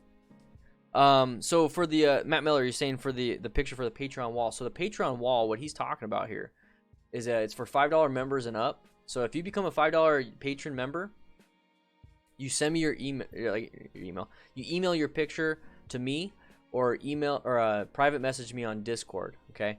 and then send me your picture, and then I'll put your face up here. And if for any reason you decided to drop Patreon or anything like that, if you decide to just leave and you don't like me no more or whatever it is, or if it just, you know, things came up, you know, you got a new job or you need that money for other things, please cancel. Please cancel. Take care of yourselves first. But if you sent me the picture stays up here forever. This is a DDFM crew wall. It's the DDFM crew Hall of Fame, past and present. So if you are a $5 Patreon member, YouTube is just, it's almost impossible for me to get information from YouTube. But on Patreon, I get all the information. So if you can send me, if you are one right now, send me your picture, and I will add your picture to here. I haven't been getting very many lately. But yeah, it's on the website. It's always up there. If you go to the website and you click Become a Patron, up on the top left corner, that will take you to become a patron. But if you want to be a patron, here's the link right there. Especially if I do it during the stream, I'll shout you out. Thank you, Dan. I do appreciate it. That's not a knife. This is a knife. Yeah, so for parking lots, guys, I got a question during the class. You know, the class I was teaching. He's like, how do we continue to practice? You know, what do we do? And what I said was, go find a church during the week or a school on the weekends. Pretty good chance of having a free parking lot to do. I personally have, there's a doctor's office near me, and it's a giant parking lot. It's like it's a big place, but they're not open on weekends, so it's a perfect parking lot for me. And you probably have seen that parking lot with Nikki and I when we're practicing. That's that parking lot. It's a great parking lot.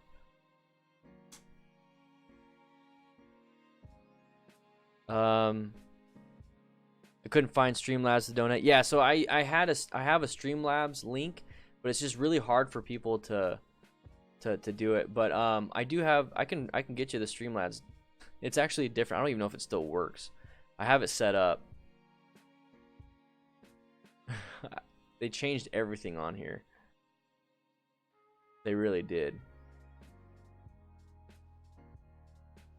But yeah, thank you so much for the donation. Oh yeah, she's gotten over her fear. She's gotten over her fear on her Rebel, just not like if she gets a new bike, I'm sure the fear is gonna come back. Anyone have any experience with massive feet? I'm trying to figure out if pegs or floorboards is a pain. Don't know anybody else who rides. So massive feet. So floorboards might be helpful for you. Also, a heel toe shifter might help you. Massive feet's not the biggest of a problem because when you ride with the balls of your feet, the front part of your feet, the heel is where where your leg is connected. So if you look at a leg like this, that's your heel, that's your ball of the feet. So when you're riding, you want to put the peg on the ball of your feet. I know a lot of beginner riders that put their heel on the peg, and that right there, you're going to catch your feet when you're doing turns, and you're also going to mess up and accidentally shift or brake.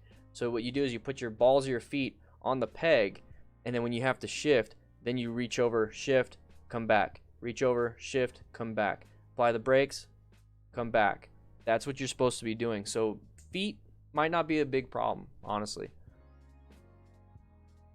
Thank you, Electric Gorilla. Thank you. On my way to the gold button. Yeah, me and Yami Noob are in good. We're good. You're saying that when you watch Yami Noob's videos, and I mentioned so much, him and I are good. I have nothing but good things to say to him and about him.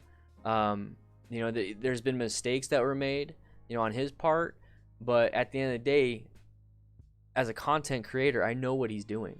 Even though he doesn't say it, I know what he's doing, and he has that heart in it. So he is making sure that, for one, he's giving away bikes. If it wasn't for, his success, he wouldn't be able to give away bikes. Who would do that? And I started doing the mental thing of like, well, how much is he making? Is the return on investment? The return on investment on that is not, it's not just money. It's the hassle, the setting things up, the shipping, just everything involved. And he's doing it for a good cause. He's doing it so people can ride. And I think that's really good. And he's making really good videos too. And everything, a lot of his videos that he talks about beginner mistakes and beginner tips and like this bike, that bike, it's got a really good, it's edutainment. He's educating people and he's entertaining people. So I think he found a great niche. And then I'm not necessarily, I'm not fact checking him. I'm not. But the things that he does say, it's like, great, awesome. You don't have to be 100% right all the time. You have to be right most of the time. But then if there's that one thing that you're wrong about, then as a viewer, it should be your responsibility to be like, I'm not going to do that. So that's kind of what, I don't know. He's I think he's doing a great job. I think if anybody here has never heard of Yammy Noob, go to him. There's gonna be some stuff there on his channel that's gonna benefit you, and there's gonna be stuff on that channel that you might not like or might not benefit you. Well, then don't watch that video. Watch the one that benefits you. That's kind of, it's awesome. The people that David, he pays for them. I mean, his patrons, he has a Patreon, so you have to be a patron to do it. But here's the thing, is like, if you are a patron for like $5 a month, I'm entered. I'm a patron for him, and I'm entered. Do I have a great chance of winning? No, but it's not why I do it. I'm a patron to support him. I got your crew wall. Let's see. Nice. Awesome. Thanks, Matt. Thank you for the support, man. I'm gonna put you up on the wall after the stream. Oh, Tina, thank you so much. Thank you so much for becoming a patron. Thank you so much. Awesome. Everyone say congrats and woo, boys. I need to change up the it's all wrestler stuff. I need to change it up. I actually need to make my own. Thank you so much. Yeah, boy.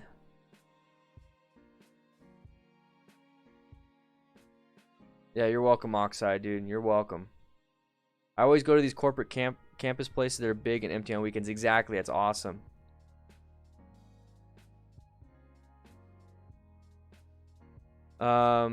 Same for your Chase on Two Wheels. I watch them for the builds and humor. I've been watching Dan for all the great crash breakdowns. Electric Gorilla. And that's another thing. So I was looking at I was trying to figure out why I learn the way I learn. And I have to watch. I have to see. More so than touch and listen. I have to see. And I have to have scenarios. I have to have the what if. You know, what if this happens? What if this happens? What if this happens? And then I learn. So every single accident breakdown I talk about, that's a new scenario. That's a new what if. That's a new what if. And I'm learning myself from watching these videos, talking about these videos, coaching these videos. So I'm learning way more on my own. And then on top of it, you guys are learning. You guys are learning. So I think that's amazing. I think that's exactly why I do those videos. And then now that I know that those videos work, I brought in what my video today was, where I just do the conversation piece, where I just talk and I have kind of demonstrations and stuff like that. Those aren't as popular as the accident videos for some reason, but those aren't as popular. So I want to combine everything. I'm modulating. I'm creating stuff. And that's what you guys are here for. You guys are helping me out. So those of you that are patrons and YouTube members and super chats and donations and those that share my videos, make and write comments and hit the like button, hit the notification bell. You guys are literally the foundation of what this course that I'm coming up with is going to be. So you guys should pat yourselves on the back for supporting this. Okay? You guys really should. You guys really should.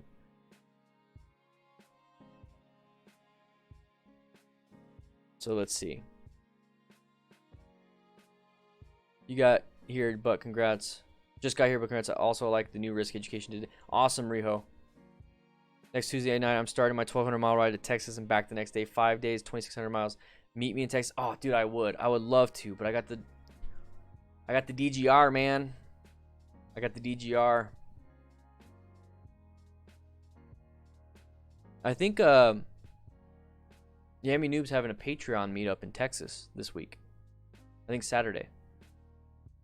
I think that'd be a good opportunity to meet him, Dan, or meet Bikin' Bird and all those other people.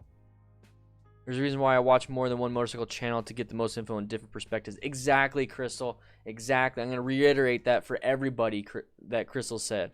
Crystal Frost. There's a reason why I watch more than one motorcycle channel, to get the most info and different perspectives. I want you guys to find other motorcycle instructional videos and channels, subscribe to them, watch all of us. I'm just one piece in something that you could learn. I focus on the brain. I focus on this, okay? My channel focuses on this. Let's say Moto Jitsu focuses on, and I'm not going to talk for him, but assuming he focuses on the skill and then a little bit of the brain. So a lot of skill. He's very skilled rider. It's amazing. I sat on the back of his bike when he took me around. Very skilled rider. And he talks a little bit about the brain, or you know, whatever. If he feels like he talks about half the brain, half that, it's fine. But that's that. For me, it's almost all brain, and then enough to make you survive. And then from there, it's like, go watch Moto Jitsu, go watch Canyon Chasers, go watch Moto Trek, go watch Yamaha Champion School, go watch everything. That's what I'm doing. I defer to experts. You know, if you want to learn how to do great 2-up stuff, or if you want to have an amazing book that is just parking lot exercise, it's like 15 pages or something, straight to the point, Moto Jitsu. Great. I have his book. I love his training. I love his practice. I might have different disagreements, and I might have an issue with certain aspects of what he's doing, but I completely respect the fact that he's a coach and he has a lot of skill. That's what, you know what I mean? Same thing with Canyon Chasers. That guy's been doing stuff forever, and he's amazing content. Moto Trek, he does adventure riding tips and everything. He teaches his own stuff. Great stuff. Yamaha Champion Riding School, no, obviously. So it's just, I mean, it's a champion riding school. You know what I mean? So I have no ill will to anybody. Just don't. I'll leave it at that. You watch Yami for the memes, not the advice. Yeah, exactly. See? Wish I didn't have to go, but had a Matt. Sorry, I read fast. I like blah, blah, blah in my own brain. Thanks you so much for becoming a patron. Thanks so much for becoming a patron. I was gonna go practice at Area 51 Friday, but guys with rifles told me to leave. Tommy, dude, that whole thing is insane. That whole thing is insane. Came to me due to a shade tree surgeon. Arthur, did he mention me? Did shade tree surgeon mention me? I didn't know that. I like his stuff.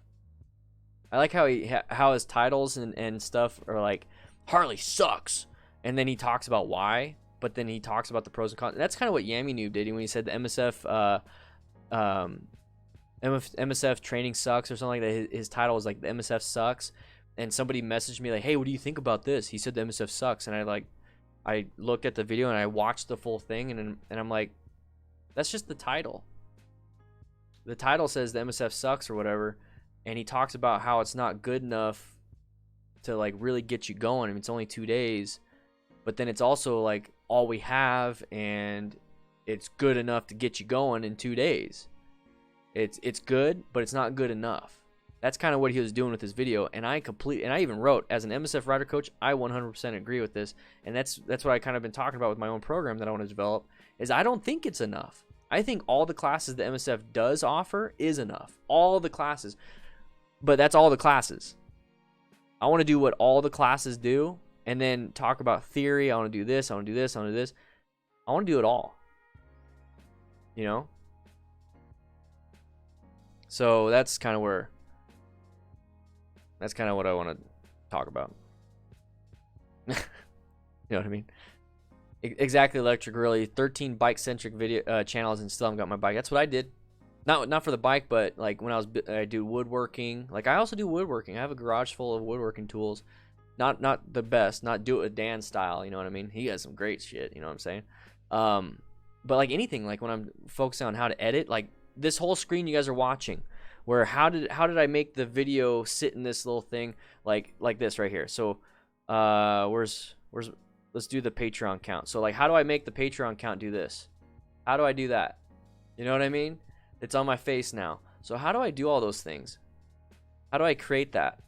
How do I do all that? Well, I had to look it all up.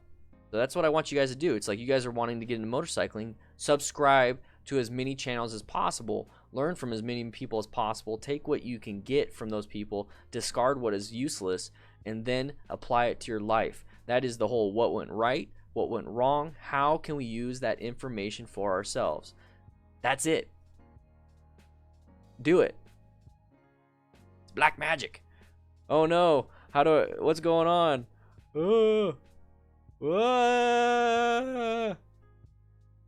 What's going on? So like all that stuff, you know, just having fun. I want to learn as much as I can before I get a bike and have resources that can help me when I do finally get a bike. You do teach that stuff that helps keep people alive. That's what I do. That's what I'm trying. That's what I'm trying. You guys are all like, what's going on? Yeah, it is voodoo. Electric Gorilla. I'm using Streamlabs OBS. Streamlabs. I might actually switch back to the regular OBS. I used to use just regular OBS. I might switch back to the regular one because they got a lot of good updates lately. Twist of the Wrist 2 was also amazingly informative and educational. Yeah, that's the one I haven't read. I have. Let me go over here real quick.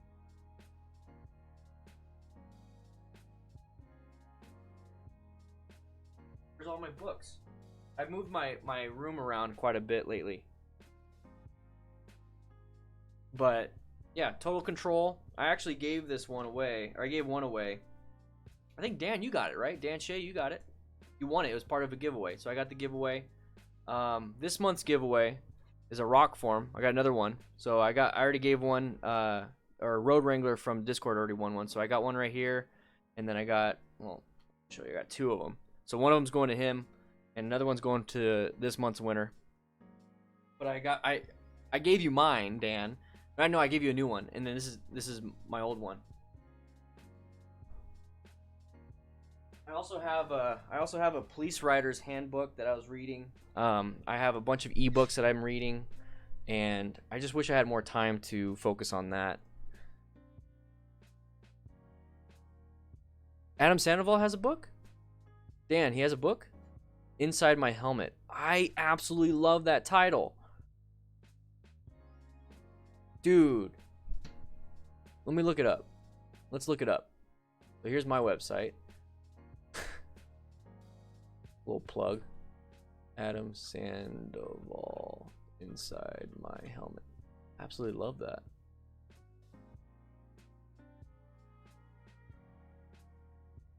Let's read what this book will give you a front row seat. The heart-wrenching emotions he goes through as he realizes his marriage is falling apart. Oh, is it like a biography?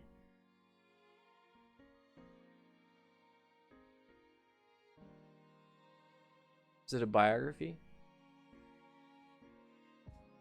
Oh, he's got it. He's got a. Is this a coloring book? No. Can't be a coloring book. What's this one? Scooter's Big Adventures. I think that's funny. I like that. Dude, 115 ratings? 5-star. 5-star, 115 ratings. There's like a. What the heck? That's crazy. That's crazy. It's cool. I like that.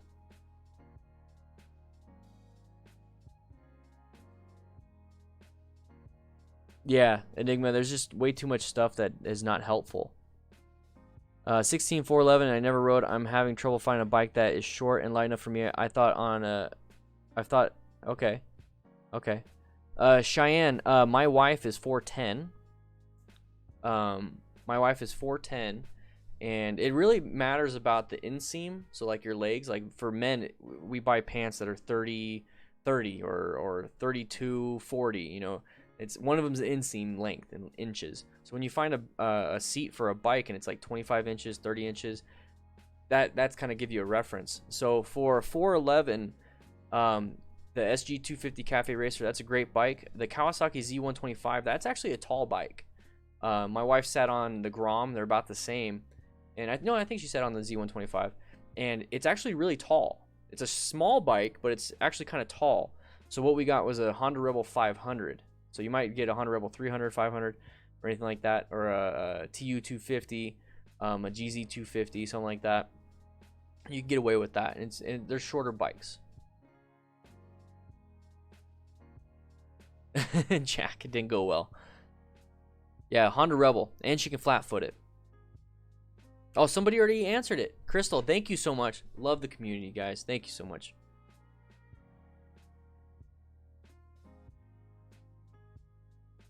Yeah, Van is fun. Actually, the Van was tall for my wife. The Van I can do, but it's weird. It's like the simple little 200cc bike, and the TW200 is too tall. And it was because the seat is so wide. So imagine sitting on like a saddle, and your legs kind of get separated, and then they go down. It's not like standing up where it's straight up and down.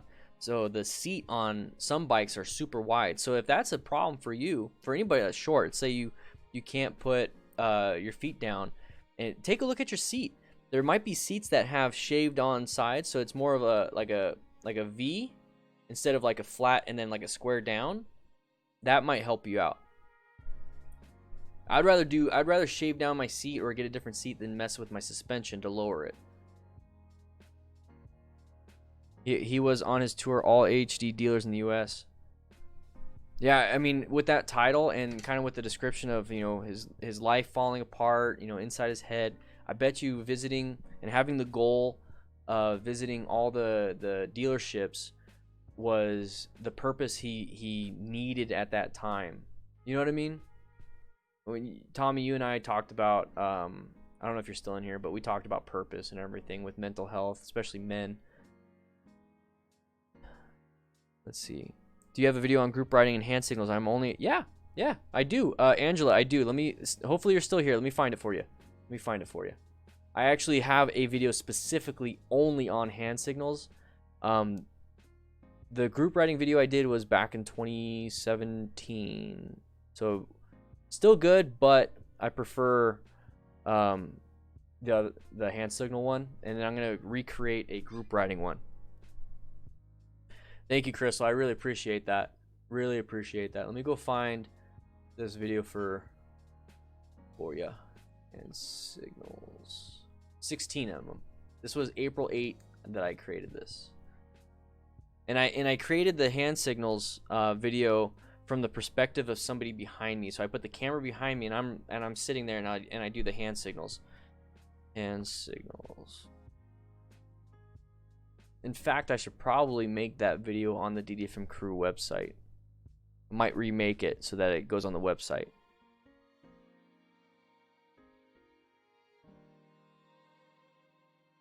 You can buy a new seat, Lady Tao.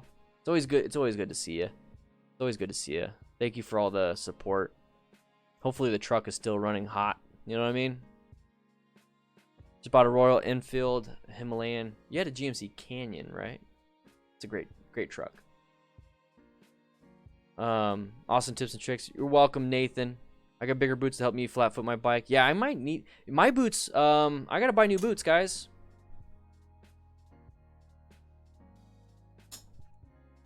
So I don't know if I'm gonna buy the new ones or just repair these ones, but they're starting to get a little thin on the tread.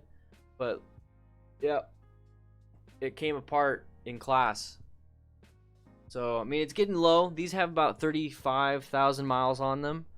You know, they're already starting to break. I mean, I had to replace this. You know, the things are starting to fall apart. So I might have to get new boots. Should I get the same ones? Do you guys like the look of these things? Let me know. See, I remember Lady Tao. Coming from Ontario, Canada, Angela, thank you. That's awesome. See you later, Jack. Do you have any suggestions how comfortable you should be / hours you put in before going on a group ride? No. Well, let me go back.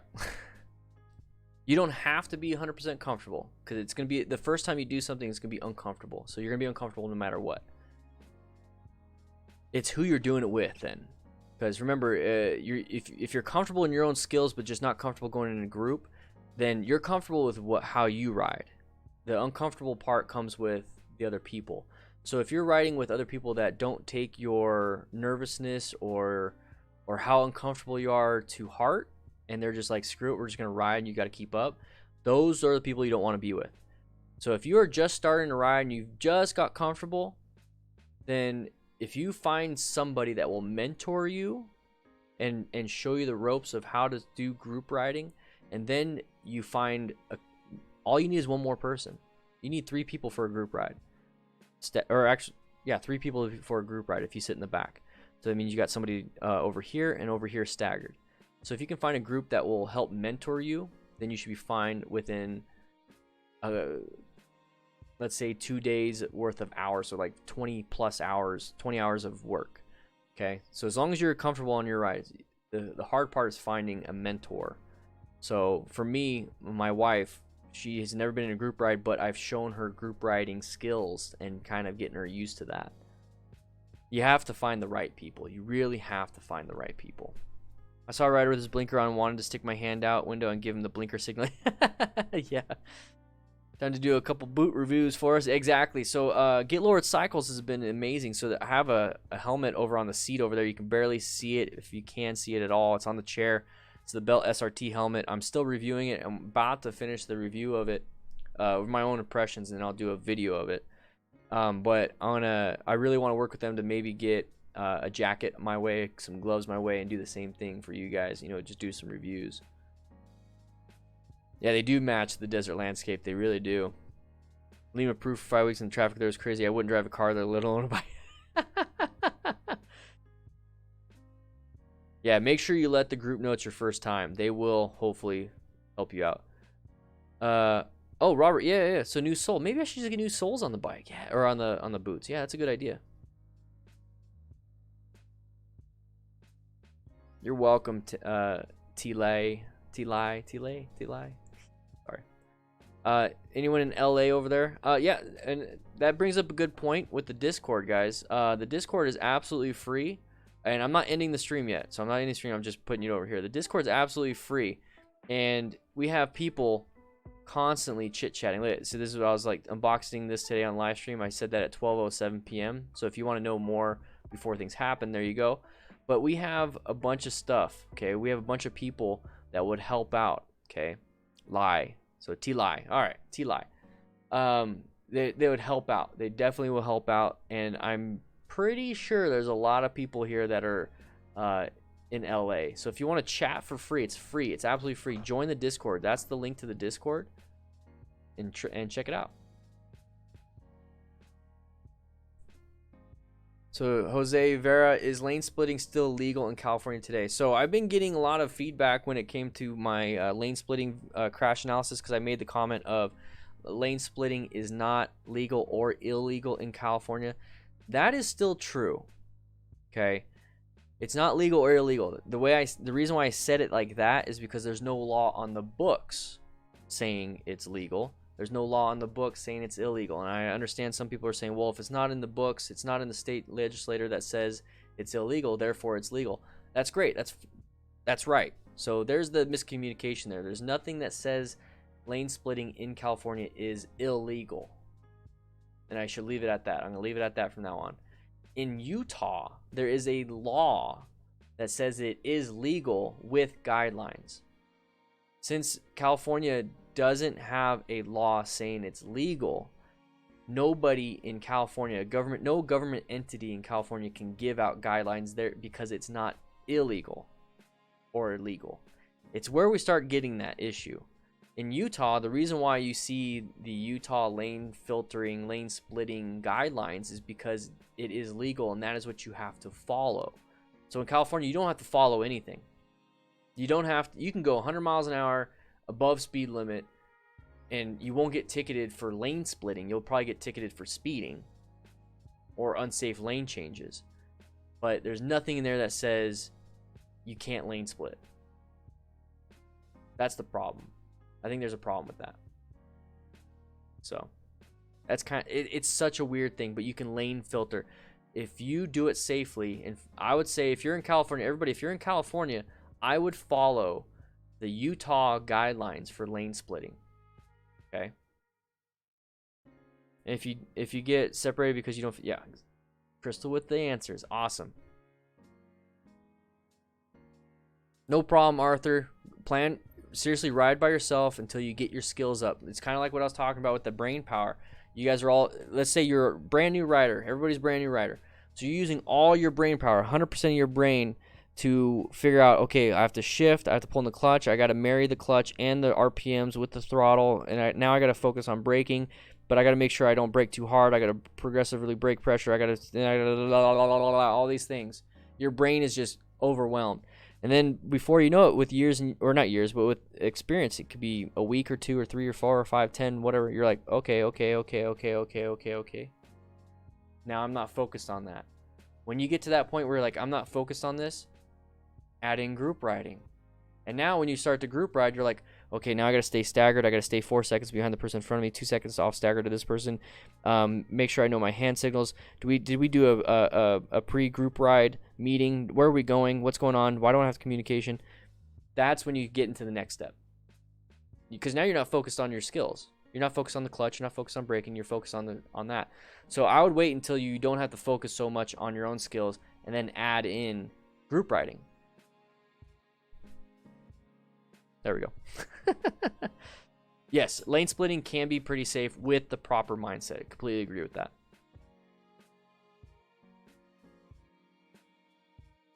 You're welcome. Thank you. Thank you for the kind words, Jose. Love the beard. Thank you. I gotta clean it up though. You see on the neck right here? I gotta clean that up. I gotta make it to here. So I mean, there's ways to clean it up, but I noticed my big old beard. It's awesome. The red light thing, is it if you come up to a red light and doesn't change because your bike doesn't trip the sensor? Yeah, 2 cycles or 2 minutes. But they never know. I think Arizona has something similar to that. Two light cycles. 2 light cycles. If I'm sitting there with 2 light cycles, then that means I'm either been there by myself for a while, and I'm just gonna go after that first light cycle. I'm just gonna go. Especially if it's safe to do so. I treat, if it goes through 1 light cycle for me, and this is not a recommendation, this is not anything, this is just Daniel, not Dan the fireman, this is Daniel saying it, is that if there's 0 people around, and it's red for me, and it stays red for me, and I see that it went green for that person, it went green for that person, it went green for that person, then it goes back to green for that person, and it skips me, and there's still nobody around, I treat it like it's a 4-way stop. I look left, I look right, I look left, I go. Or if I see somebody come up behind me, I'll scoot up and I'll actually like look back and be like, I'll be like this. Be like, trip the sensor for me, buddy. Trip the sensor for me. You know what I mean? That's what I'll do.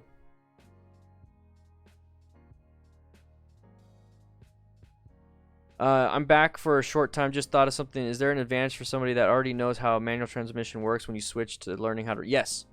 Yes. I was actually looking on Craigslist today for vehicles with stick shifts so I can have one so that I could possibly tow it with me. Like, I was just coming up with random ass ideas, or like just having a stick shift so that people, at least in Tucson, can learn how to shift. You know what I mean? Because it helps, because you're on 4 wheels, you're in a comfy seat, you got seat belts, you got airbags, hopefully, in the stick shift. And then you're learning how to do stick shift. If you stall, you stall, you stall, whatever. You know, but you're on 4 wheels, you're not going to fall down. So that was something I was thinking about. But yeah, you definitely will have an advantage. That's how I learned friction zone, throttle. Well, then it was friction zone, gas pedal, how to find the gears. With motorcycles, just up, down, and all that stuff. But I learned all that stuff in a truck. And then when I came over to motorcycling, I knew what I had to do. It just reversed. Instead of my left foot as the clutch, left foot as the clutch, it's my left hand as the clutch. And instead of my right hand as the shifter, it's my left toes. So, get a race replica of a Porsche. I'm 32.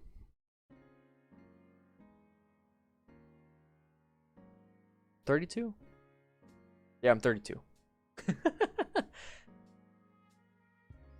Yeah, the whole rev matching thing. That's a tricky one. I still haven't figured out a perfect way, or even like a really good way of describing how to do that. That is one of those things. The shifting part. You know, like upshift, downshift. Like, I haven't found an absolute great way of describing it. That's why you haven't seen a video about shifting from me. I feel like there's other people that have a better way until I can figure out my own way. It's in the Julys. The Julys. Michael, so for those of you that showed up late, I'm raising money for men's mental health and prostate cancer research at the Gentleman's Ride. Okay, so if you'd like to do that, please do so. Help me support. So make a donation. None of the money comes to me. It goes straight to them.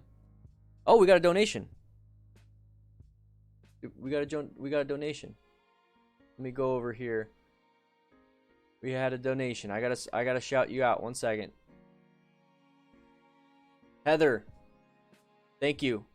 Heather, thank you. Jocelyn, thank you too. Wow. Thank you guys. Thank you. We also have play button.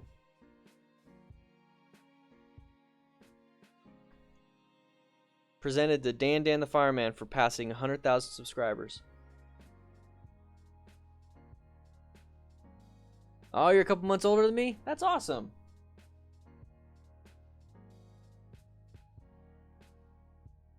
There we go. Michael, yes, I saw that. Thank you so much. I would love to hit the $10,000 raised goal, but who knows? But let's see if we could do that. So, guys, if you would like to give back to anything, let's donate to the Distinguished Gentleman's Ride. Click that link right there. Donate $5. I challenge you to donate $5. Okay? I've donated quite a bit. And if we hit $5,000 raised before the Distinguished Gentleman's Ride, so this Sunday, we got 6 days. If we get to $5,000, I will put $500 in. So I challenge you. I challenge all of you. $5. Donate $5 for men's mental health and prostate cancer research. Challenge you. Thank you, Sean. Thank you, Liquid. Liquid Metal, huh? Is that a Metal Gear Solid reference? Or is that like a welding or something? Or smithing? A slow motion way to learn rev match is basically to let go of the throttle and see how many revs you have put in the clutch shift and roll the throttle back to where it was before and release the clutch. Still got to figure that one out. I just know by feel. I did it by feel with my feet in my right hand. You know what I mean? When we're shifting in a truck, it's just, I don't know how I did it. I just did it. Thanks, Matt. Thank you, Michael. Thank you, Matt. Thank you, Victor. But I just realized it's been 2 hours. We've been talking for 2 hours. And it's been a blast. It really has. But I got to get back to actual work. I got to render out the video for tomorrow. Okay. So I got to render out the video tomorrow. So we got new people that joined the Discord. So we got Shorty. Thank you, Shorty. Enigma. Thank you, Enigma, for joining. I see you in the chats. If you guys are YouTube members or patrons, make sure you link up. Let me go ahead and do this. Make sure you link up your Discord and your Patreon and YouTube, because you get special access to the crew lounge. You get special access. Your favorite music and medium. Oh, nice. I tried. So this is live right now. If you would like to join the Discord, do so, please. Let me go ahead and get you the link. There we go. Let me go ahead and get you the link. You can chat for free.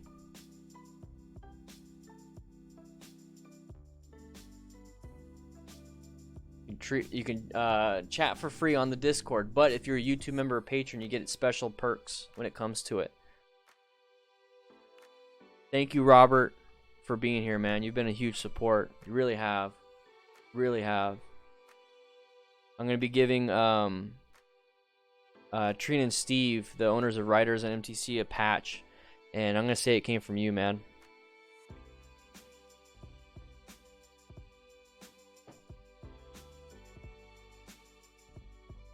Yeah, you guys don't have to be on Discord if you don't want to, but thank you so much for being on Patreon. I share a lot of behind the scenes stuff on Patreon, and YouTube and Discord. You get a bunch of different things from all three, so it's best to be one from everyone. So yeah, thank you everybody for sharing your tips. You gave one to Angel. Nice. Thank you everybody for your tips and helping each other out. That's what the Discord's all about, and these chats. Okay, guys. All right, I'll be seeing you guys later.